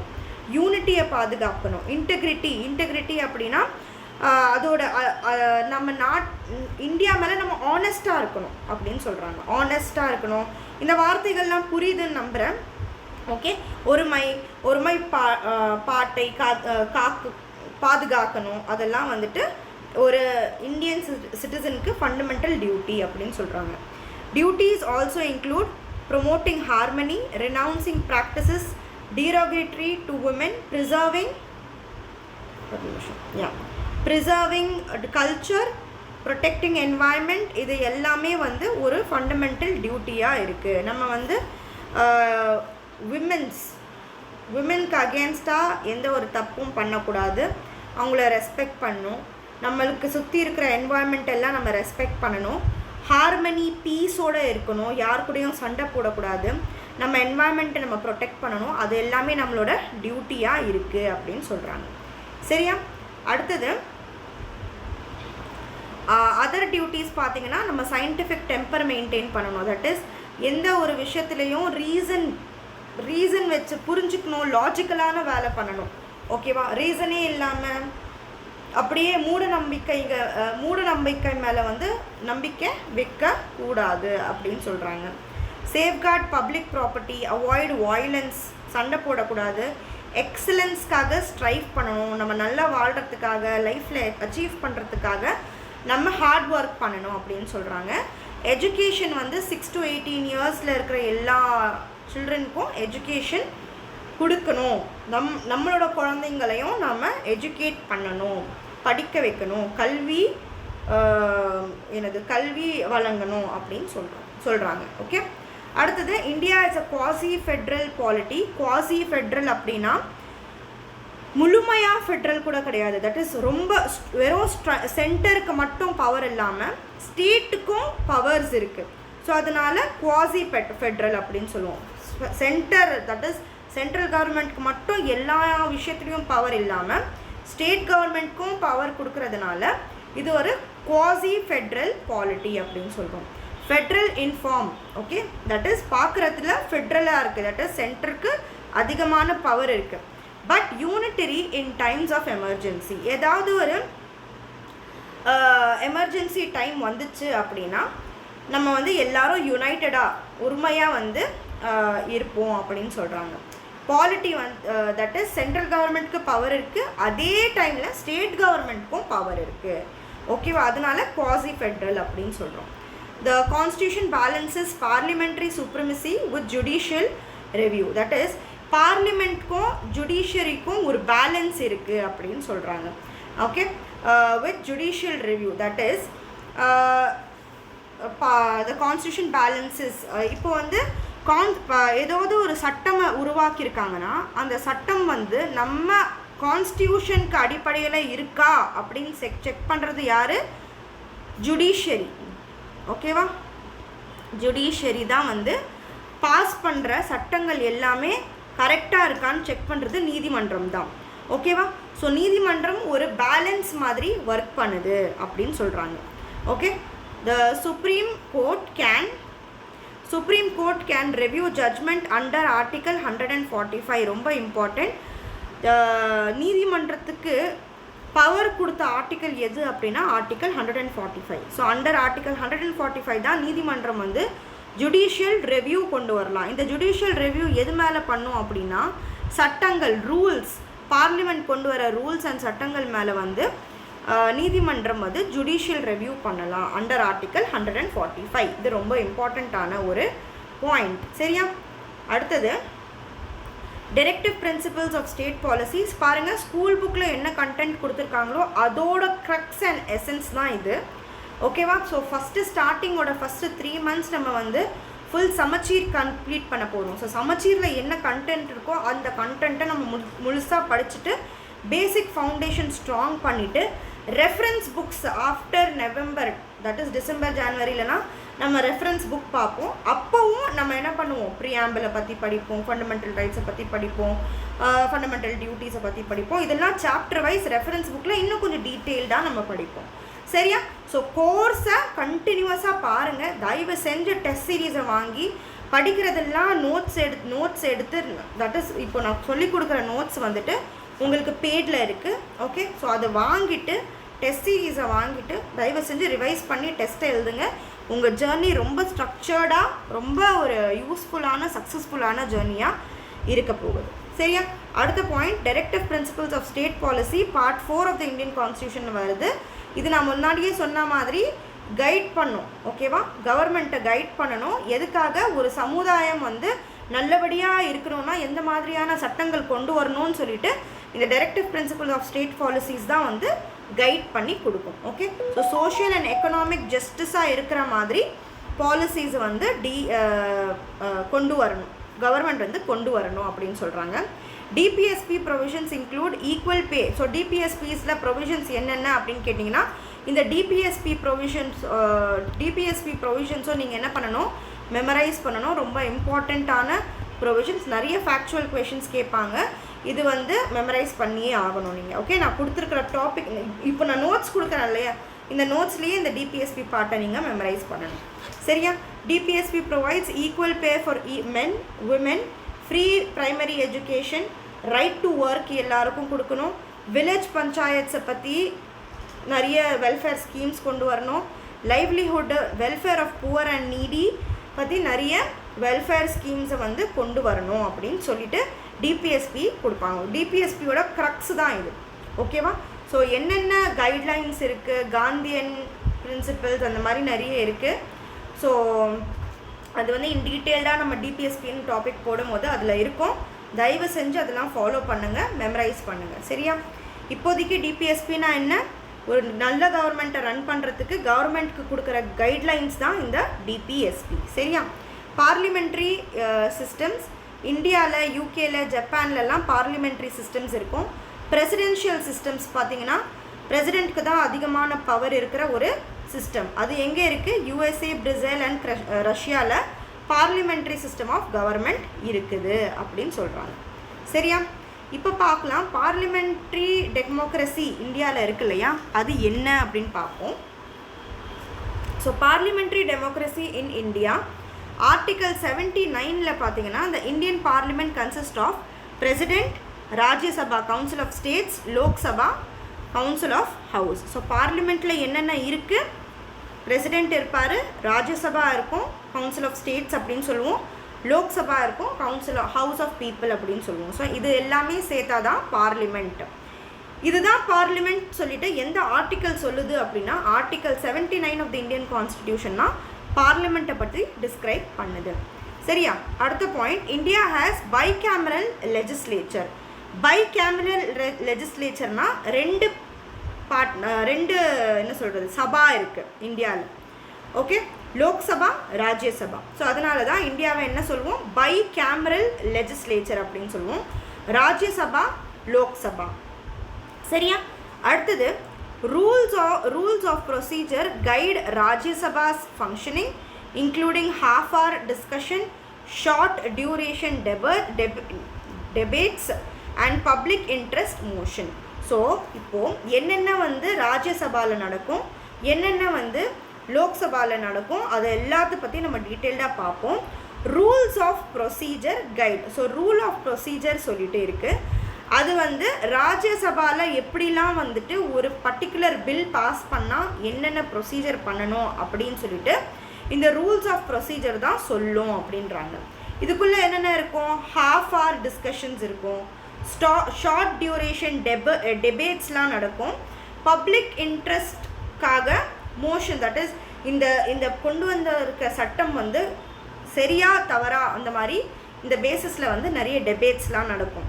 இந்த டெபேட்ஸ் நடக்கிறதுக்காக ஒரு ப்ரொசீஜர் இருக்குது அப்படின்னு சொல்கிறாங்க. அதை ரூல்ஸ் ஆஃப் ப்ரொசீஜர் அப்படின்னு சொல்லுவோம். சரியா?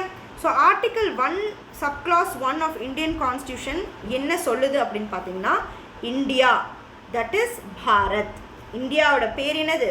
Bharat, shall be union of states. So Bharat சொல்கிறது என்னதுன்னா எல்லா நாடும் எல்லா ஸ்டேட்ஸும் சேர்ந்தது தான் பாரத் அப்படின்னு article 1 of the Indian constitution சொல்லுது. சரியா? ஓகே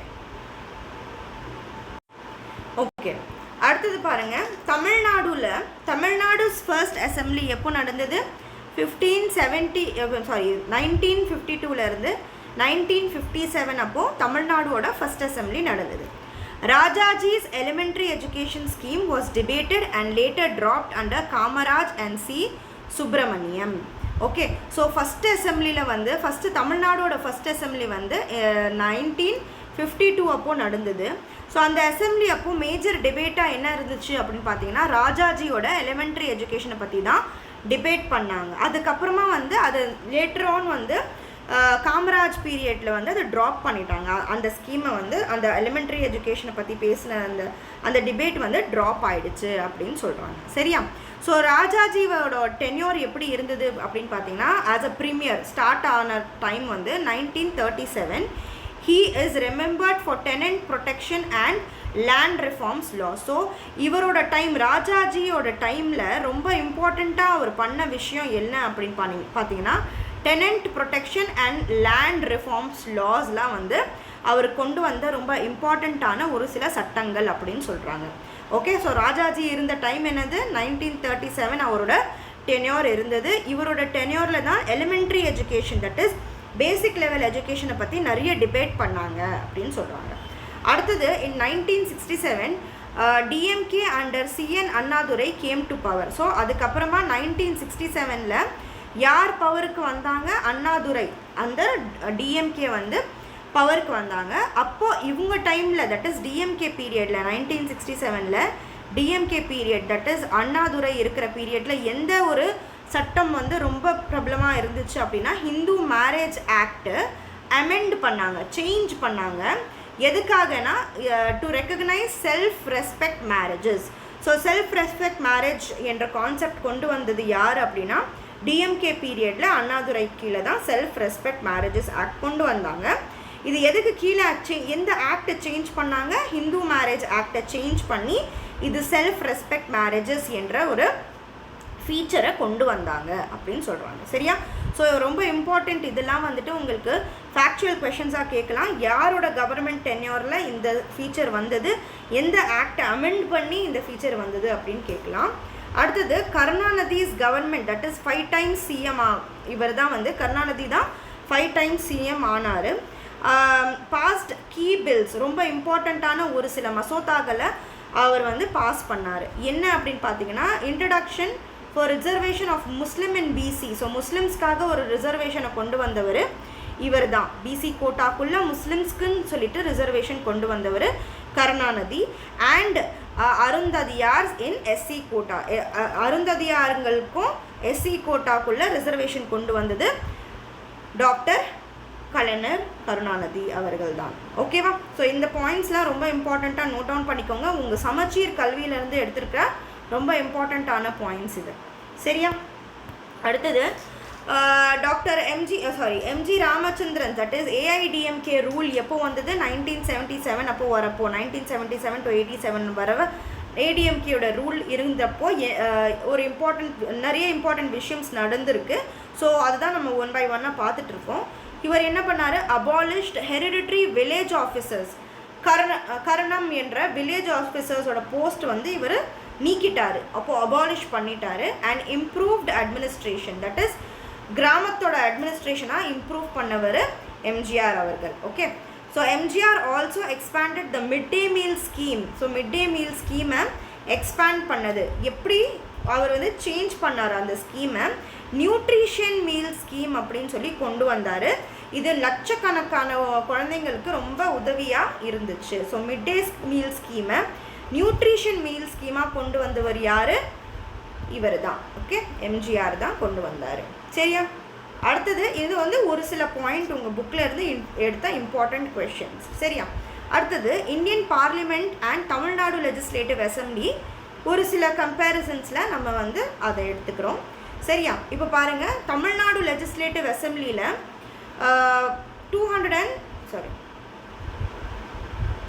234 எலெக்டட் மெம்பர்ஸ் இருந்தாங்க. அதில் பார்த்தீங்கன்னா 189 ஜென்ரல், 45 ரிசர்வ்டு கான்ஸ்டிடியூவன்சிஸ் இருந்துச்சு. இந்த நம்பர்ஸ்லாம் இம்பார்ட்டண்ட்டாக அப்படின்னா தமிழ்நாடு அண்ட் இந்தியாக்காக நம்ம வந்து இந்த நம்பர்ஸ் வந்து மெமரைஸ் பண்ணிக்கணும். ஏன்னா கேட்குறதுக்கு சான்சஸ் இருக்குது உங்களுக்கு இந்த மாதிரியான நம்பர்ஸ்லாம். ஓகேவா? So the first Madras legislative assembly, so தமிழ்நாடுக்குள்ளே ஃபஸ்ட்டு டைம் லெஜிஸ்லேட்டிவ் அசம்பிளி எப்போ ஃபார்ம் ஆச்சு? 1952 அப்போது ஃபார்ம் ஆச்சு. ஃபர்ஸ்ட் செஷன் எப்போ நடந்தது? 3rd May 1952 அப்போது நடந்தது. இந்த டேட்ஸ்லாம் ரொம்ப important as per Tamil Nadu history, Tamil Nadu administration point of வியூலலாம் இந்த டேட்ஸ்லாம் ரொம்ப ரொம்ப இம்பார்ட்டண்ட் தான். ஓகே, அடுத்தது ஆர்டிக்கல் 333ல் என்ன சொல்லியிருக்காங்கன்னா, government can nominate 1 member from Anglo Indian community. So கவர்னருக்கு இந்த பவர் கொடுத்த ஆர்டிக்கல் 333. கவர்மெண்ட் வந்து ஒரு ஆங்கிலோ இண்டியன் கம்யூனிட்டியிலேருந்து ஒரு மெம்பரை நாமினேட் பண்ணி லெஜிஸ்லேட்டிவ் அசம்பிளிஸ்குள்ளே கொண்டு வரலாம் அப்படின்னு பவர் கொடுத்துருக்காங்க. Article the 15th TN legislative assembly எப்போது நடந்தது? 21st May 2016 after the election on 16th May 2000 ஒரு நிமிஷம் இருங்க. Okay, so 15th Tamil Nadu legislative assembly was கான்ஸ்டிடியூட்டட்னா ஃபார்ம் ஆனது எப்போ? 21st May 2016 ஃபார்ம் ஆச்சு. எப்போ? எந்த எலெக்ஷனுக்கு அப்புறம்? 16th May 2016 எலெக்ஷனுக்கு அப்புறம். ஸோ எதுக்காக 15th லெஜிஸ்லேட்டிவ் அசம்பிளி ஸ்பெஷலாக சொல்கிறாங்க அப்படின்னா, சமச்சீர் புக்கில் அப்போது அதுதான் ஃபைனலாக இருந்திருக்கு. அதுதான் வந்து அதுக்கப்புறம் அப்டேட் பண்ணலை சமச்சீர் புக், அதனால் 15th முடிச்சிருக்காங்க. ஓகேவா? So public accounts committee, that is PAC chairperson வந்து யார் அப்பாயிண்ட் பண்ணுவா? ரொம்ப இம்பார்ட்டண்ட் பாயிண்ட்ஸ்மா இதெல்லாம். ஸ்பீக்கர் ஃப்ரம் லோக்சபா தான் PAC பப்ளிக் அக்கௌண்ட்ஸ் கமிட்டியோட சேர்பர்சனை அப்பாயிண்ட் பண்ணுவாங்க. Important factual question. PAC யார் அப்பாயிண்ட் பண்ணுவார்? PACயோட சேர்பர்சன் யார் அப்பாயிண்ட் பண்ணுவார்? லோக்சபாவோட ஸ்பீக்கர் தான் அப்பாயிண்ட் பண்ணுவார். சரியா? புரியுதா? ஸோ இந்த லோக்சபா, ராஜ்யசபா, என்று சொல்கிறது வந்து நம்ம பார்லிமெண்ட்ரி ஃபார்ம் ஆஃப் கவர்மெண்ட்டில் இருக்குது. சரியா? இதில் வந்து இந்த பர்டிகுலர் பாயிண்ட்ஸில் பார்த்தீங்கன்னா உங்களுக்கு லோக்சபா ஸ்டேட் லெஜிஸ்லேட்டிவ் அசம்பிளி பற்றியும் பாயிண்ட்ஸ் இருக்குது, central that is Indian legislative assembly பற்றியும் பாயிண்ட்ஸ் இருக்குது. சரியா? யூனியன் லெஜிஸ்லேட்டிவ் அசம்பிளி பற்றியும் பாயிண்ட்ஸ் இருக்குது, ஸ்டேட் லெஜிஸ்லேட்டிவ் அசம்பிளி பற்றியும் பாயிண்ட்ஸ் இருக்குது. ஸோ ஃபுல் 12th ஸ்டாண்டர்டோட revision, 12th standard Indian constitution topic லெசனோட க்ரக்ஸ் இது. சரியா? ஓகே. அடுத்தது in 1967 to 1968 for the first time an opposition member was appointed as the PAC Public Accounts Committee ஓட chairperson வந்து 1967 to 68 பீரியடில் தான் opposition மெம்பரை அப்பாயிண்ட் பண்ணியிருக்காங்க for the first time அப்படின்னு சொல்கிறாங்க. ரொம்ப இம்பார்ட்டண்ட்டான ஃபேக்சுவல் பாயிண்ட்ஸ் இது. since 1950 அதுக்கப்புறம் PAC has represented 1596 reports till 2019. So PAC வந்து எத்தனை ரிப்போர்ட்ஸ் 2018 வரைக்கும் கொண்டு வந்திருக்குன்னா 1596 ரிப்போர்ட்ஸ் வந்து கொண்டு வந்திருக்கு. இந்த பாயிண்ட் இம்பார்ட்டண்ட்டாக அப்படின்னு கேட்டால் இதெல்லாம் கேட்க மாட்டாங்க. ஓகேவா? ஸோ அதுக்கப்புறம் பார்த்தீங்கன்னா ஆஃப்டர் மெண்டல் கமிஷன் ஜட்ஜ்மெண்ட், இது ரொம்ப இம்பார்ட்டண்ட்டான ஒரு ஜட்ஜ்மெண்ட்டு, அதை பற்றி நம்ம பார்ப்போம். 1992 நடந்த case. TN Assembly legislated to safeguard 86 reservation. So Mandal கமிஷனில் வந்து ரெசர்வேஷனுக்காக ஒரு சுப்ரீம் கோர்ட்டில் நடந்துட்டு இருந்த ஒரு கேஸ் இது. TN கவர்மெண்ட்டுக்கும் சென்ட்ரல் கவர்மெண்ட்டுக்கும் நடுவில் நடந்துட்டு இருந்த கேஸ் இது. இதில் பார்த்தீங்கன்னா தமிழ்நாடு கவர்மெண்ட் வந்து 69% வந்து ரிசர்வேஷனுக்குள்ளே 69% வந்து ரிசர்வேஷன் இருக்கணும் அப்படின்னு சொல்லிட்டு தமிழ்நாடு கவர்மெண்ட் வச்ச கோரிக்கை அது. ஓகேவா? அப்போத்துலேருந்து இந்த 69% ரிசர்வேஷனை தமிழ்நாடு கவர்மெண்ட் சேஃப்கார்ட் பண்ணிகிட்டே வருது, ஹோல்ட் ஆன் பண்ணிகிட்டே வருது அப்படின்னு சொல்கிறாங்க. சரியா? அடுத்தது Sankaralinganar, Gandhian freedom fighter, fasted for 76 days. எந்த பீரியட்லேருந்து? 1956, தட் இஸ் 27 ஜூலை 1956லேருந்து 13th அக்டோபர் 1956 வரைக்கும் இவர் ஃபாஸ்ட் பண்ணார். 76 நாளுக்கு வந்து விரதம் வச்சார். Demanding renaming Madras state as Tamil Nadu. So ரொம்ப ரொம்ப ரொம்ப இம்பார்ட்டண்ட்டான ரொம்ப இம்பார்ட்டண்ட் தமிழ்நாடு பேசிக்ஸில் ரொம்ப இம்பார்ட்டண்ட்டான ஒரு பாயிண்ட் இது. That is Sankaralinganar.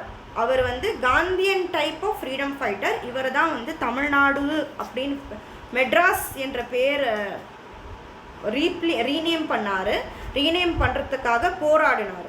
தமிழ்நாடுவாக ரீநேம் பண்ணுறதுக்காக இவர் தான் போராடி இருக்காரு. சரியா? ரொம்ப இம்பார்ட்டண்ட்டான பாயிண்ட் இது. சரியா? ஓகே. அடுத்த பாயிண்ட். ஸோ அடுத்த point, despite request from leaders like Annadurai, PM Sivagnanam and Jeevanandam, he continued fasting. So இவங்க இந்த பெரியவங்கெல்லாம் வந்து ரெக்வெஸ்ட் பண்ணாலும் இவர் என்ன பண்ணார்? விரதம் வச்சுட்டே இருந்தார். ஓகேவா? ஃபாஸ்ட் பண்ணி 76th அன்னைக்கு அவர் இறந்துட்டார் அப்படின்னு சொல்கிறாங்க. Madras state was officially renamed as Tamil Nadu on 14th January 1969. ரொம்ப ரொம்ப ரொம்ப இம்பார்ட்டண்ட்டான ஒரு பாயிண்ட். 14th January 1969 அப்போ தான் மெட்ராஸ் என்ற பேர்லேருந்து தமிழ்நாடு என்ற பேருக்கு ஒஃபிஷியலாக சேஞ்ச் ஆச்சு அப்படின்னு சொல்கிறாங்க. Sankaralinganar is remembered as the only person in Indian history to die fasting for state's name change. So ஒரு நாட்டோட பேரை வந்து மாற்றுறதுக்காக விரதம் வச்சே இறந்த ஒரே மனுஷர் யார் அப்படின்னா சங்கரலிங்கனார் தான் அப்படின்னு சொல்கிறாங்க. அடுத்தது செலக்ட் கமிட்டிஸ். ஸோ நிறைய செலக்ட் கமிட்டிஸ் இருக்குது, அதை பற்றி நம்ம பார்க்க போகிறோம். Small parliamentary committees that examine specific bills in details. So select கமிட்டிஸ்னால் என்னது? சின்ன சின்ன கமிட்டிஸ். இந்த சின்ன கமிட்டிஸோட வேலை என்னென்னா ஸ்பெசிஃபிக் பில்ஸ் இருக்கும் இல்லையா, ஸ்பெசிஃபிக் மசோதாக்களில் வந்து ஆராய்ச்சி பண்ணுறது, டீட்டெயில்டாக படிக்கிறது தான் அவங்களோட வேலையாக இருந்திருக்கு அப்படின்னு சொல்கிறாங்க. Okay. So rule 125 of Rajya Sabha rules of procedure அப்படின்னு சொல்லுவோம் இல்லையா, ராஜ்யசபா ஃபங்க்ஷன் ஆகுறதுக்கு ஒரு சில ரூல்ஸ் இருக்கு இல்லையா, அதில் வந்து ரூல் 125 ஆஃப் ராஜ்யசபாவில் என்ன எக்ஸ்பிளைன் பண்ணுறாங்கன்னா, any bill may be referred to select committee for detail study அப்படின்னு சொல்கிறாங்க. எந்த பில்லான எந்த ஒரு மசோதாவும் டீட்டெயிலாக அந்த மசோதாவை படிக்கிறதுக்கு இந்த செலக்ட் கமிட்டிக்கு நம்ம அந்த மசோதாவை பாஸ் பண்ணலாம், அந்த பில்ஸை வந்து ரெஃபர் பண்ணலாம் அப்படின்னு சொல்கிறாங்க. சரியா? அடுத்த point, quorum for select committees. that is quorumனா எத்தனை மெம்பர்ஸ் அந்த செலக்ட் கமிட்டியில் இருக்கணும்னா 1/3 of its members வந்து அந்த செலக்ட் கமிட்டியில் இருக்கணும் அப்படின்னு சொல்கிறாங்க. சரியா? ஓகே ஓகே ஸோ குவாரம் என்றது என்ன அப்படின்னு பார்த்தோம். குவாரம் வந்து செலக்ட் கமிட்டி அதோட மெம்பர் எவ்வளோ இருக்கணும் அப்படின்னா அந்த எத்தனை மெம்பர்ஸ் இருக்காங்களோ. Okay, quorum for select committee அப்படின்னா அந்த கமிட்டியில் எத்தனை மெம்பர்ஸ் இருக்காங்களோ அதோட. இப்போது எக்ஸாம்பிள் பார்த்தீங்கன்னா அந்த செலக்ட் கமிட்டியில் வந்து 30 மெம்பர்ஸ் இருக்காங்க அப்படின்னா அந்த கமிட்டியோட குவாரமில் எத்தனை இருக்கணும்? அட்லீஸ்ட் 10 மெம்பர்ஸ் இருக்கணும். ஸோ குவாரம் ஆஃப் செலக்ட் கமிட்டியில் எத்தனை மெம்பர்ஸ் இருக்கணும்? 10 மெம்பர்ஸ் இருக்கணும். அதுதான் சொல்கிறாங்க. செலக்ட் கமிட்டியோட குவாரமில் அட்லீஸ்ட் 1/3 ஆஃப் த மெம்பர்ஸ் இருக்கணும். செலக்ட் கமிட்டியில் 30 மெம்பர்ஸ் இருந்தாங்கன்னா குவாரம் ஆஃப் செலக்ட் கமிட்டியில் வந்து 1/3 ஆஃப் இட்ஸ் மெம்பர்ஸ் இருக்கணும். That is 1/3. தட் இஸ் 30யோட 1/3 என்னது? 10ல். ஸோ அந்த மாதிரி 10 மெம்பர்ஸ் வந்து செலக்ட் கமிட்டியோட குவாரம்குள்ளே இருக்கணும் அப்படின்னு சொல்லுவாங்க. குவாரம்னா என்ன சொல்கிறது? ஒரு பர்டிகுலர் ஸ்பெஷல் மெம்பர்ஸ் அப்படின்னு சொல்லுவாங்க இல்லையா? அந்த மாதிரி வச்சுக்கோங்க. ஹைப்போதட்டிக்கலி ஸ்பெஷல் மெம்பர்ஸ் அப்படின்னு வச்சுக்கோங்க. எக்ஸாக்ட் டெஃபினேஷன் கிடையாது அப்படின்னு சொல்கிறேன். சரியா? Alright. So in case of a tie the chairperson has the cast voting. So ஏதாவது ஒரு டை வந்துச்சு குவாரம் கமிட்டியில் வந்துட்டு ஒரு நிமிஷம். ஸோ குவாரம் அப்படின்னா என்னென்னா ஸ்பெஷல் மெம்பர்ஸ் கிடையாது. எக்ஸாக்ட் மீனிங்கில் பார்த்தோம்னா குவாரம் அப்படின்னா ஒரு மீட்டிங்கில் வேலிட், தட் இஸ் ஒரு மீட்டிங் வேலிடாக இருக்கணும்னா மினிமம் இத்தனை பீப்புள் இருக்கணும். அதுதான் வந்து குவாரம் அப்படின்னு சொல்லுவோம். சரியா? இது minimum presence needed. Okay, that is select கமிட்டியில் டோட்டலாக 30 பேர் அப்படின்னா அட்லீஸ்ட் 10 பேர் இருந்தால் தான் அந்த கமிட்டியே ஒர்க் பண்ணும். So minimum people needed for the committee to function தான் குவாரம் ஆஃப் செலக்ட் கமிட்டி அப்படின்னு சொல்லுவோம். சரியா? ஸோ செலக்ட் கமிட்டியோட குவாரம் வந்து 1/3 of the members. So 30 people select கமிட்டியில் இருக்காங்க அப்படின்னா அதில் 10 பேர் அட்லீஸ்ட் இருக்கணும் மீட்டிங் நடக்கிறதுக்கு. சரியா? இன்கேஸ் ஏதாவது ஒரு டை ஆகிடுச்சு, ஒரு பர்டிகுலர் விஷயத்தை பற்றி டிஸ்கஸ் பண்ணுறாங்க, அதில் வந்து ஏதோ பாதி பேர் ஆமான்னு சொல்கிறாங்க, பாதி பேர் இல்லைன்னு சொல்கிறாங்கன்னா அந்த செலக்ட் கமிட்டியில் அப்போது சேர்பர்சனோட ஓட்டு தான் ரொம்ப ரொம்ப இம்பார்ட்டண்ட்டாக இருக்கும். அவர் என்ன டிசைட் பண்ணுறாரோ அதுதான் ஃபைனலாக இருக்கும். அவரோட ஓட்டை என்ன சொல்லுவோம்? காஸ்டிங் ஓட் அப்படின்னு சொல்லுவோம். சரியா? ஓகே, அடுத்தது பார்த்தீங்கன்னா joint sitting.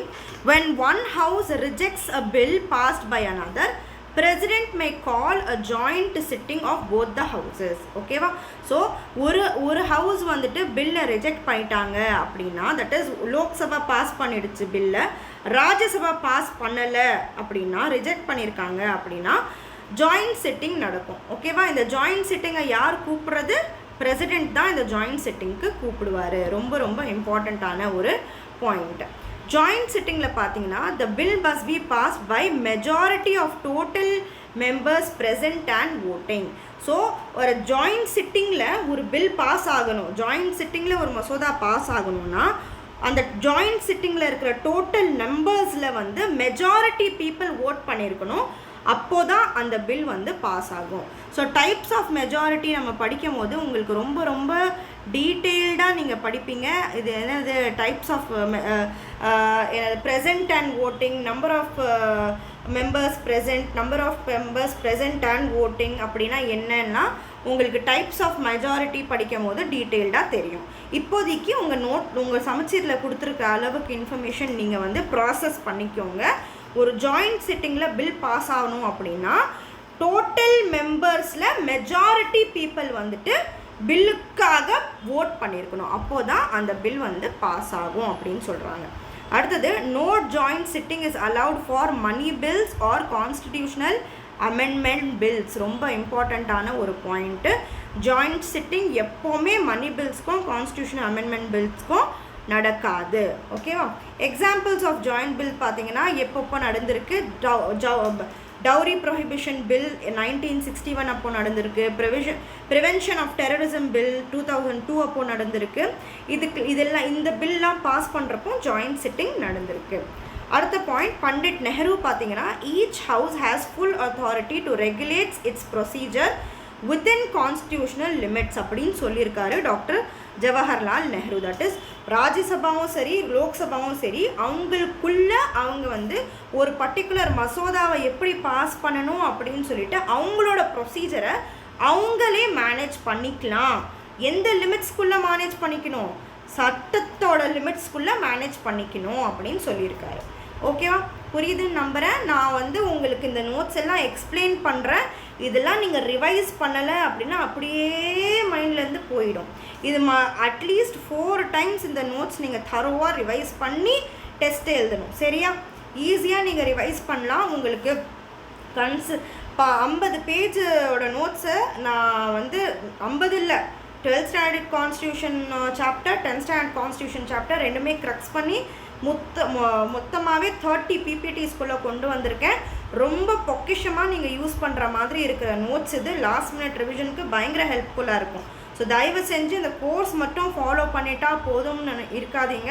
இந்த நோட்ஸும் டெஸ்ட்டும் கண்டிப்பாக ஸ்டார்டிங்லேருந்தே வாங்கிக்கோங்க. நீங்கள் ஸ்டார்டிங்லேருந்தே நோட்ஸ் அண்ட் கோர்ஸை ஃபாலோ பண்ணிங்கன்னா உங்களுக்கு நல்ல ரிசல்ட் கிடைக்கும். கன்சிஸ்டண்ட்டாக ஃபாலோ பண்ணணும், அப்போ தான் உங்களுக்கு ரிசல்ட் கிடைக்கும். ஸோ ஃபாலோ பண்ணுற எல்லா ஸ்டூடெண்ட்ஸ்க்கும் நான் ரெக்வெஸ்ட் பண்ணுறது என்னென்னா, இந்த நோட்ஸுக்கும் டெஸ்ட்டுக்கும் பேட் பண்ணி நீங்கள் வாங்கிக்கோங்க. ரொம்ப ரொம்ப அஃபோர்டபுளான ப்ரைஸ் 1999 உங்களுக்கு இது கிடைக்குது. 1 year வேலிடிட்டியோட உங்களுக்கு டெஸ்ட் சீரீஸ் இருக்குது, நோட்ஸும் இருக்குது. நீங்கள் இதை வாங்கிட்டு இது படித்து நீங்கள் டெஸ்ட்டுக்கு ரெகுலராக அட்டென்ட் பண்ணி கிளாஸஸ் ரெகுலராக அட்டென்ட் பண்ணிங்கன்னா உங்களுக்கு ரொம்ப நல்ல ஒரு பெனிஃபிட்டாக இருக்க போகுது. சரியா, அடுத்தது neither house alone constitute parliament. That is Lok Sabha மட்டும் பார்லிமெண்ட்டாக ராஜ்யசபா மட்டும் பார்லிமெண்ட்டாக கிடையாது. 2 பேருமே சேர்ந்து ப்ளஸ் பிரசிடெண்ட்டோட சேர்ந்து தான் பார்லிமெண்ட் அப்படின்னு சொல்கிறாங்க. Both houses together make parliament of India அப்படின்னு சொல்கிறாங்க. Successful working of parliament requires cooperation between both houses. So ஒரு பாராளுமன்றம் நல்லபடியாக செயல்படணும் அப்படின்னா 2 அவைகளும் ஒத்துழைத்தாதான் முடியும் அப்படின்னு சொல்கிறாங்க. சரியா, சரி, ஓகே. ஸோ அடுத்தது பார்த்தீங்கன்னா கிளாஸ் 10ஓட சாப்டர். ஸோ கிளாஸ் 12ஓட சாப்டர் எல்லாம் வந்து எக்ஸ்பிளைன் பண்ணியாச்சு. இப்போ கிளாஸ் 10ல் இந்தியன் கான்ஸ்டியூஷனை பற்றி என்ன சொல்லியிருக்காங்கன்னு பார்க்கலாம். இது ஒரு 20 pages 15 to 20 pages சாப்டர் நினைக்கிறேன். 5 pagesல நான் இம்பார்ட்டண்ட்டான பாயிண்ட்ஸ் எல்லாமே 5 pagesனால் மேம் கண்டென்ட் கம்மி பண்ணியிருக்கேன்னு நினைக்காதீங்க. ஒவ்வொரு லைனும் கோ த்ரூ பண்ணிவிட்டு கொண்டு வந்த கண்டென்ட் இது. சரியா, ஆல்ரைட். ஸோ பார்க்கலாம். So the constitution is a fundamental law of the country. முன்னாடியே பார்த்த மாதிரி தான் ஒரு சில பாயிண்ட் ரிப்பீட் ஆகும், ரிவிஷனாக இருக்க போகுது உங்களுக்கு.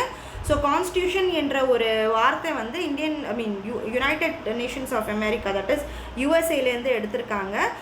ஏன்னா யூஎஸ்ஏயோட ஃபவுண்டேஷன் டெமோக்ரஸி. ஸோ அது பேஸ் பண்ணி தான் நம்ம கான்ஸ்டியூஷன் நம்ம இந்தியாலேயும் கான்ஸ்டியூஷனை கொண்டு வந்திருக்காங்க. நீட் ஃபார் கான்ஸ்டியூஷன் பார்த்தீங்கன்னா நம்மளுக்கு தேவை. ஏன் அப்படின்னா நம்ம வந்து ஒரு டிஃப்ரெண்ட்டான நாடு, நம்ம நாட்டுக்குள்ளே நிறைய வேறுபாடுகள் இருக்குது. அதனால் நம்ம நாட்டை நல்லபடியாக அட்மினிஸ்ட்ரேஷன் பண்ணணும் அப்படின்னா நம்ம நாட்டுக்கு ஒரு நல்ல கான்ஸ்டியூஷன் இருக்கணும். ஸோ அந்த நல்ல கான்ஸ்டியூஷன் இருக்கணும்னு சொல்லி தான் ரிட்டன் கான்ஸ்டியூஷனை கொண்டு வந்திருக்காங்க. ஸோ கான்ஸ்டியூஷன் எதுக்காக கொண்டு வந்திருக்காங்க, நம்ம நேஷனோட பிரின்சிபல், நம்ம நேச்சரோட சொசைட்டியோட நேச்சரை பார்த்து நம்மளுக்கு வந்து ரூல்ஸ் தேவை. நல்லா கவர்மெண்ட்டை ரன் பண்ணணும்னா ரூல்ஸ் தேவை. அதுக்காக தான் கான்ஸ்டிடியூஷனை கொண்டு வந்திருக்காங்க அப்படின்னு சொல்கிறாங்க. சரியா, ஸோ இந்த பாயிண்ட்ஸ்லாம் பார்த்தீங்கன்னா உங்களுக்கு குரூப் 1 குரூப் 2ஓட மெயின்ஸ் எழுதுகிறப்போ இன்ட்ரடக்ஷன் எழுதுகிறப்போ ரொம்ப ரொம்ப இம்பார்ட்டண்ட்டாக இருக்கக்கூடிய பாயிண்ட்ஸ். நீங்கள் எஸ்ஏ தட் இஸ் நீங்கள் ஆன்சரை ஸ்டார்ட் பண்ணுறப்போ இந்த மாதிரி பாயிண்ட்ஸ்லாம் கொடுத்து ஸ்டார்ட் பண்ணிங்கன்னா அருமையான மார்க்ஸ் உங்களுக்கு கிடைக்கும். So the Indian constitution was framed by constituent assembly. தெரியும், இந்த கான்ஸ்டியூவன்ட் அசம்பிளி எதுக்கு கீழே வந்தது, கேபினெட் மிஷனுக்கு கீழே வந்தது. பிரிட்டிஷ் அப்போ இருந்த இந்த கேபினெட் மிஷனுக்கு கீழே தான் கான்ஸ்டியூவன்ட் அசம்பிளின்னு ஒன்று நம்ம உருவாக்கணும் அப்படின்னு ஒரு ஐடியா வந்தது. 1946 அப்போது இது வந்து கேபினெட் மிஷன் வந்துச்சு. ஸோ கான்ஸ்டியூஷன் அசம்பிளியில் எத்தனை மெம்பர்ஸ் இருந்தாங்க அப்படின்னா 389 மெம்பர்ஸ் இருந்தாங்க. ஓகே, டாக்டர் ராஜேந்திர பிரசாத் வந்து அப்போது பிரசிடெண்ட்டாக இருந்தார். தென் டாக்டர் பிஆர் அம்பேத்கர் தான் சேர்பர்சனாக இருந்தார். ஃபார் த டிராஃப்டிங் கமிட்டிக்கு சேர்பர்சனாக இருந்தாங்க. இந்த டிராஃப்டிங் கமிட்டி தான் கான்ஸ்டியூஷனை எழுதுனாங்க, டிராஃப்ட் பண்ணாங்க, உருவாக்குனாங்க, ஃபார்ம் பண்ணாங்க. ஓகேவா? ஸோ டாக்டர் பிஆர் அம்பேத்கரை என்னன்னு கூப்பிடுவோம் நம்ம? ஃபாதர் ஆஃப் இந்தியன் கான்ஸ்டிடியூஷன் அப்படின்னு நம்ம கூப்பிடுவோம். ஓகேவா? ஸோ த கான்ஸ்டியூஷன் எப்போ அடாப்ட் பண்ணாங்க? 26 நவம்பர் 1949. இது வந்து அசல் அப்படியே மூலையில் உட்காந்துடணும். Came in to force. So நம்ம அடாப்ட் பண்ணி அதை ஃபாலோ பண்ண எப்போ ஆரம்பித்தோம்? எப்போ ஃபாலோ பண்ணோம்? 26 ஜனவரி 1950 அப்போ தான் நம்ம ஃபாலோ பண்ணோம். ஸோ அதனால தான் அந்த நாளை நம்ம என்ன சொல்கிறோம்? ரிப்பப்ளிக் டே அப்படின்னு சொல்கிறோம். சரியா? அடுத்தது, ஸோ பிரேம் பிஹாரி நாராயண் ரைசாதா இவர் வரும். இந்த பேர் இம்பார்ட்டண்ட்டு. ஏன் அப்படின்னா இவர் தான் வந்து கான்ஸ்டியூஷனை அழகாக எழுதினார். Hand written by he was a calligrapher. இவர் தான் வந்து கான்ஸ்டியூஷனை எழுதினார், பிரேம் பிஹாரி நாராயண் ரைசாதா. சரியா? So salient features of the constitution நம்ம படிச்சிட்டோம். அது longest written constitution, partly rigid and flexible, federal system இருக்குது, செக்யூலராக இருக்குது, independent judiciary, universal adult franchise. இது எல்லாமே வந்து ஃபீச்சர்ஸ் ஆஃப் இந்தியன் கான்ஸ்டியூஷன். இது முன்னாடியே நம்ம பார்த்து படிச்சிட்டோம். ப்ரியாம்பிள் பார்த்தீங்கன்னா யாரோட ஆப்ஜெக்டிவ்லேருந்து ப்ரியாம்பிளை கொண்டு வந்திருக்காங்க? ப்ரியாம்பிள்னால் முன்னுரை, கான்ஸ்டிடியூஷனோட முன்னுரை தான் ப்ரியாம்பிள். இது கொண்டு வரணும்னு சொல்லிட்டு யாரோட ஆப்ஜெக்டிவ்ஸ்லேருந்து கொண்டு வந்தாங்கன்னா நெஹ்ரு எழுதின ஆப்ஜெக்டிவ் ரெசல்யூஷன்ஸ்லேருந்து தான் ப்ரியாம்பிளை கொண்டு வந்திருக்காங்க. ஸோ இது எப்போ எழுதுறாருன்னா 1947 அப்போ இவர் ஆப்ஜெக்டிவ் ரெசல்யூஷன் கொண்டு வந்தார். இதை வந்து தட் இஸ் அந்த ப்ரியாம்பிளை வந்து அமெண்ட் பண்ணி 1976 அமெண்ட் பண்ணி சேஞ்ச் பண்ணி சீர்திருத்தத்தை பண்ணி 3 வார்த்தையும் இன்க்ளூட் பண்ணாங்க. சோஷியலிஸ்ட், செக்யூலர், இன்டிகிரிட்டி என்ற 3 வார்த்தையை வந்து இந்த கான்ஸ்டியூஷன் அமெண்ட்மெண்ட் ஆக்ட் ஆஃப் 1976 கொண்டு வந்தாங்க. சரியா? ப்ரியாம்பிளை பற்றி நம்ம டீட்டெயில்டாக பார்ப்போம். ஓகே? ஏன்னா ஒவ்வொரு வார்த்தையும் நான் உங்களுக்கு எக்ஸ்பிளைன் பண்ணணும். நான் ஒரு கிராஷ் கோர்ஸில் வந்து ப்ரியாம்பிள் அப்படின்னு ஒரு கோர்ஸ் பண்ணியிருக்கேன். அதுலேயே வந்து நான் நிறைய இன்ஃபர்மேஷனே கொடுத்துருக்கேன். அதுவும் உங்களால் பார்க்க முடிஞ்சிச்சுன்னா நீங்கள் பாருங்கள். இல்லைனாலும் நம்ம இந்த சீரீஸ்லேயே நம்ம வந்து ப்ரியாம்பிள்காகன்னு ஒரு கிளாஸ் பார்ப்போம். லக்ஷ்மிகாந்தில் இருக்கிற கண்டென்ட்டும் நம்ம முடிப்போம். சரியா? ஸோ ப்ரியாம்பிள் டிக்ளேர்ஸ் இந்தியாவை, ப்ரியாம்பிளில் எப்படிலாம் இந்தியாவை கூப்பிட்டுருக்கோம்? சாவரன் ஸ்டேட், தட் இஸ் நம்ம நாட்டை நம்ம பொறுப்பெடுத்து பார்த்துக்கிறது தான் சாவரன் ஸ்டேட். சோஷியலிஸ்டிக்னா எல்லாருக்கும் சமமாக எல்லாமே வழங்கணும் அப்படின்னு ஒரு ஐடியா வச்சுருக்கிற ஸ்டேட்டை சோஷியலிஸ்டிக் ஸ்டேட் அப்படின்னு சொல்லுவோம். செக்யூலர்னா மதம் சார்பற்ற, எந்த ஒரு மதத்துக்கும் ப்ரியாரிட்டி கொடுக்காது, எந்த ஒரு மதத்தையும் என்ன சொல்கிறது தாழ்த்து பேச மாட்டோம், எல்லா மதமும் ஈக்குவல்.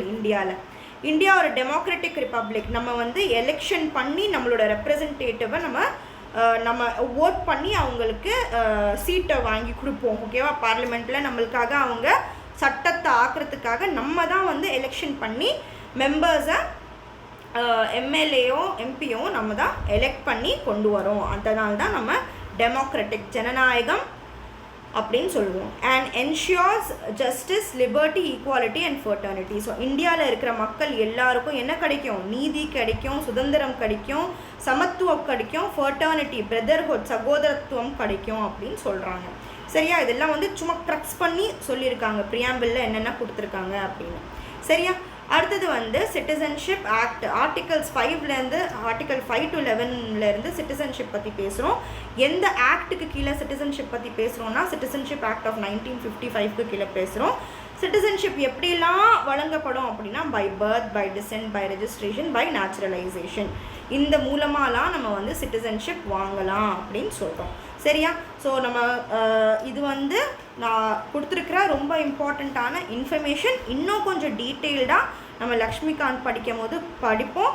அந்த பர்டிகுலரான லெசனை என்னென்ன கொடுத்துருக்காங்களோ அதெல்லாம் நான் இங்கே கொண்டு வந்து உங்கள்கிட்ட ஒப்படைச்சிருக்கேன். புரியுதா? சரி, ஓகே. ஸோ இப்போ வந்து இன்னொரு இது என்ன அப்படின்னா, இன்னொரு விதமான சிட்டிசன்ஷிப் எப்படி நம்ம கிடைக்கும்? Citizenship by incorporation. That is for example, India வேறு ஏதாவது ஒரு டெரிட்டரியோ வேறு ஏதாவது நாடை ஏதோ ஒரு வார் நடந்திருக்கு, இந்தியா வந்து அக்வயர் பண்ணிடுச்சு, வேறு ஏதாவது ஒரு டெரிட்டரியை வாங்கிடுச்சு அப்படின்னா அந்த டெரிட்டரிக்குள்ளே வாழ்கிற மக்களும் என்னவா மாறிடுவாங்க? இந்தியன் சிட்டிசன்ஸாக மாறிடுவாங்க. ஸோ அந்த மாதிரி கூட இந்தியன் சிட்டிசன்ஷிப் கிடைக்குது அப்படின்னு சொல்லியிருக்காங்க. அடுத்தது எப்படி சிட்டிசன்ஷிப்லாம் தொலைஞ்சு போகுதுன்னா 3 வகையான சிட்டிசன்ஷிப் தொலைஞ்சு போகிறதுக்கு 3 ரீசன்ஸ் இருக்குது. ஒன்று ரினன்சியேஷன், இன்னொன்று டெர்மினேஷன், இன்னொன்று வந்து டிப்ரிவேஷன். ரினன்சியேஷன் அப்படின்னா தானாக வந்து நான் வேற ஒரு எனக்கே வேண்டாம் அப்படின்னு சொல்லிட்டு நான் வாலண்டரியாக நான் இந்தியன் சிட்டிசன் இல்லை அப்படின்னு எழுதி கொடுக்குறது தான் ரினன்சியேஷன். டெர்மினேஷன்னா ஆட்டோமேட்டிக்காக என்னோடய சிட்டிசன்ஷிப் என் கையிலேருந்து போகிறது. தட் இஸ் நான் யூஎஸ்ஏல போய் யூஎஸ்ஏயோட சிட்டிசன் ஆன உடனே என்னோடய இந்தியன் சிட்டிசன்ஷிப் என்கிட்ட இருந்து டெர்மினேட் ஆகிடும். டிப்ரிவேஷன்னா ஏதாவது ஒரு ஃப்ராட் பண்ணி இல்லீகல் ஆக்டிவிட்டி பண்ணோம், நம்ம வந்து தேச துரோகம்லாம் பண்ணியிருக்கோம் அப்படின்னா நம்மக்கிட்ட இருந்து நம்ம சிட்டிசன்ஷிப்பை பிடுங்கிடுறது தான் என்னது டிப்ரிவேஷன் அப்படின்னு சொல்லுவாங்க. சரியா? அடுத்தது வந்து ஃபண்டமெண்டல் ரைட்ஸ் எங்கே இருக்குது கான்ஸ்டியூஷனில் பார்த்தீங்கன்னா பார்ட் 3 ஆஃப் த இந்தியன் கான்ஸ்டியூஷனில் ஃபண்டமெண்டல் ரைட்ஸை பற்றி பேசியிருக்காங்க. ஆர்டிக்கல் 12 to 35 பற்றி, ஆர்டிக்கல் 12லேருந்து ஆர்டிக்கல் 35 பற்றி 35 வரைக்கும் இந்தியன் ஃபண்டமெண்டல் ரைட்ஸை பற்றி பேசியிருக்காங்க. இந்த ஃபண்டமெண்டல் ரைட்ஸ் வந்து எந்த கான்ஸ்டியூஷன்லேருந்து எடுத்திருக்காங்கன்னா யுனைடெட் ஸ்டேட்ஸோட கான்ஸ்டியூஷன்லேருந்து எடுத்திருக்காங்க. ஸோ ஓகே, ஸோ அடுத்த பாயிண்ட் வந்து நம்மளுக்கு 6 ஃபண்டமெண்டல் ரைட்ஸ் இருக்குது. இப்போது எந்த பேசிஸில் பிரிச்சிருக்காங்கன்னா right to equality, right to freedom against exploitation,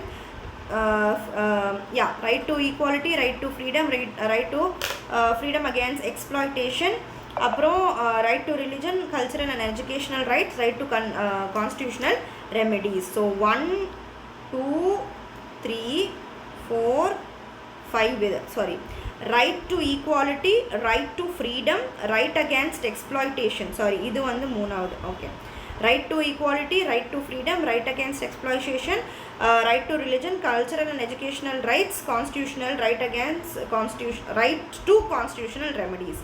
இந்த 6 ஃபண்டமெண்டல் ரைட்ஸ் நம்மளுக்கு கான்ஸ்டியூஷனில் வழங்கப்பட்டிருக்கு. So right to constitutional remedies article 32 கீழே வந்திருக்கு. இதை வந்து நம்ம டைரெக்டாக சுப்ரீம் கோர்ட்டை அப்ரோச் பண்ணலாம். எது மூலமாக? ரிட்ஸ் வந்து சுப்ரீம் கோர்ட்ஸ் வந்து என்ஃபோர்ஸ் பண்ணும். ரிட்ஸ்னால் என்னன்னு கொஞ்சம் நம்ம டீட்டெயிலில் பார்ப்போம். இல்லை அப்படின்றவங்க வந்துட்டு இதுக்கு முன்னாடி நான் வந்து ஒரு கிராஷ் கோர்ஸில் ஃபண்டமெண்டல் ரைட்ஸ் என்ற டாபிக் கொடுத்துருக்கேன். அதில் ஓரளவுக்கு டீசெண்டாக எக்ஸ்பிளைன் பண்ணியிருக்கேன் ரிட்ஸ்னால் என்னென்னு. அங்கே போய் கூட நீங்கள் செக் பண்ணலாம். இல்லைனா இந்த சீரீஸை தொடர்ந்து பாருங்கள், உங்களுக்கு இன்னும் கிளியரான இன்ஃபர்மேஷன் கிடைக்கும். ஓகேவா?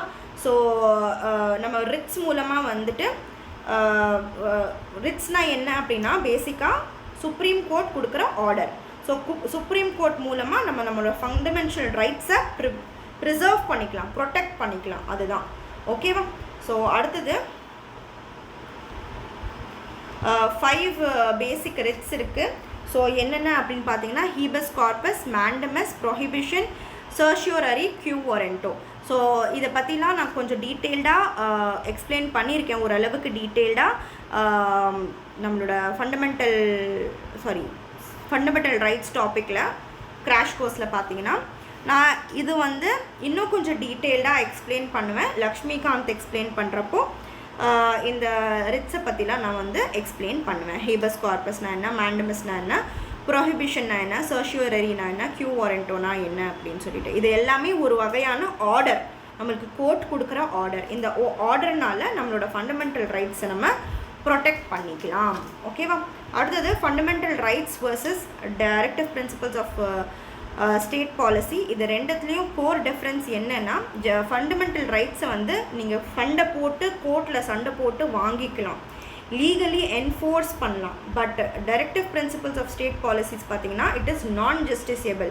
நீங்கள் வந்து இன்கேஸ் ஸ்டேட் வந்து கொண்டு வர சட்டங்களில் டிபிஎஸ்பியை ஃபாலோ பண்ணலை, டைரக்டிவ் பிரின்சிபல் ஆஃப் ஸ்டேட் பாலிசியை ஃபாலோ பண்ணலைன்னா நீங்கள் அது கோர்ட் வரைக்கும் கொண்டு போக முடியாது அப்படின்னு சொல்கிறாங்க. சரியா? டெமோக்ராட்டிக் கோல்ஸ் பார்த்தீங்கன்னா ஃபண்டமெண்டல் ரைட்ஸ் வந்து பொலிட்டிக்கல் டெமோக்ரஸியை நம்மளுக்கு கொடுக்குது.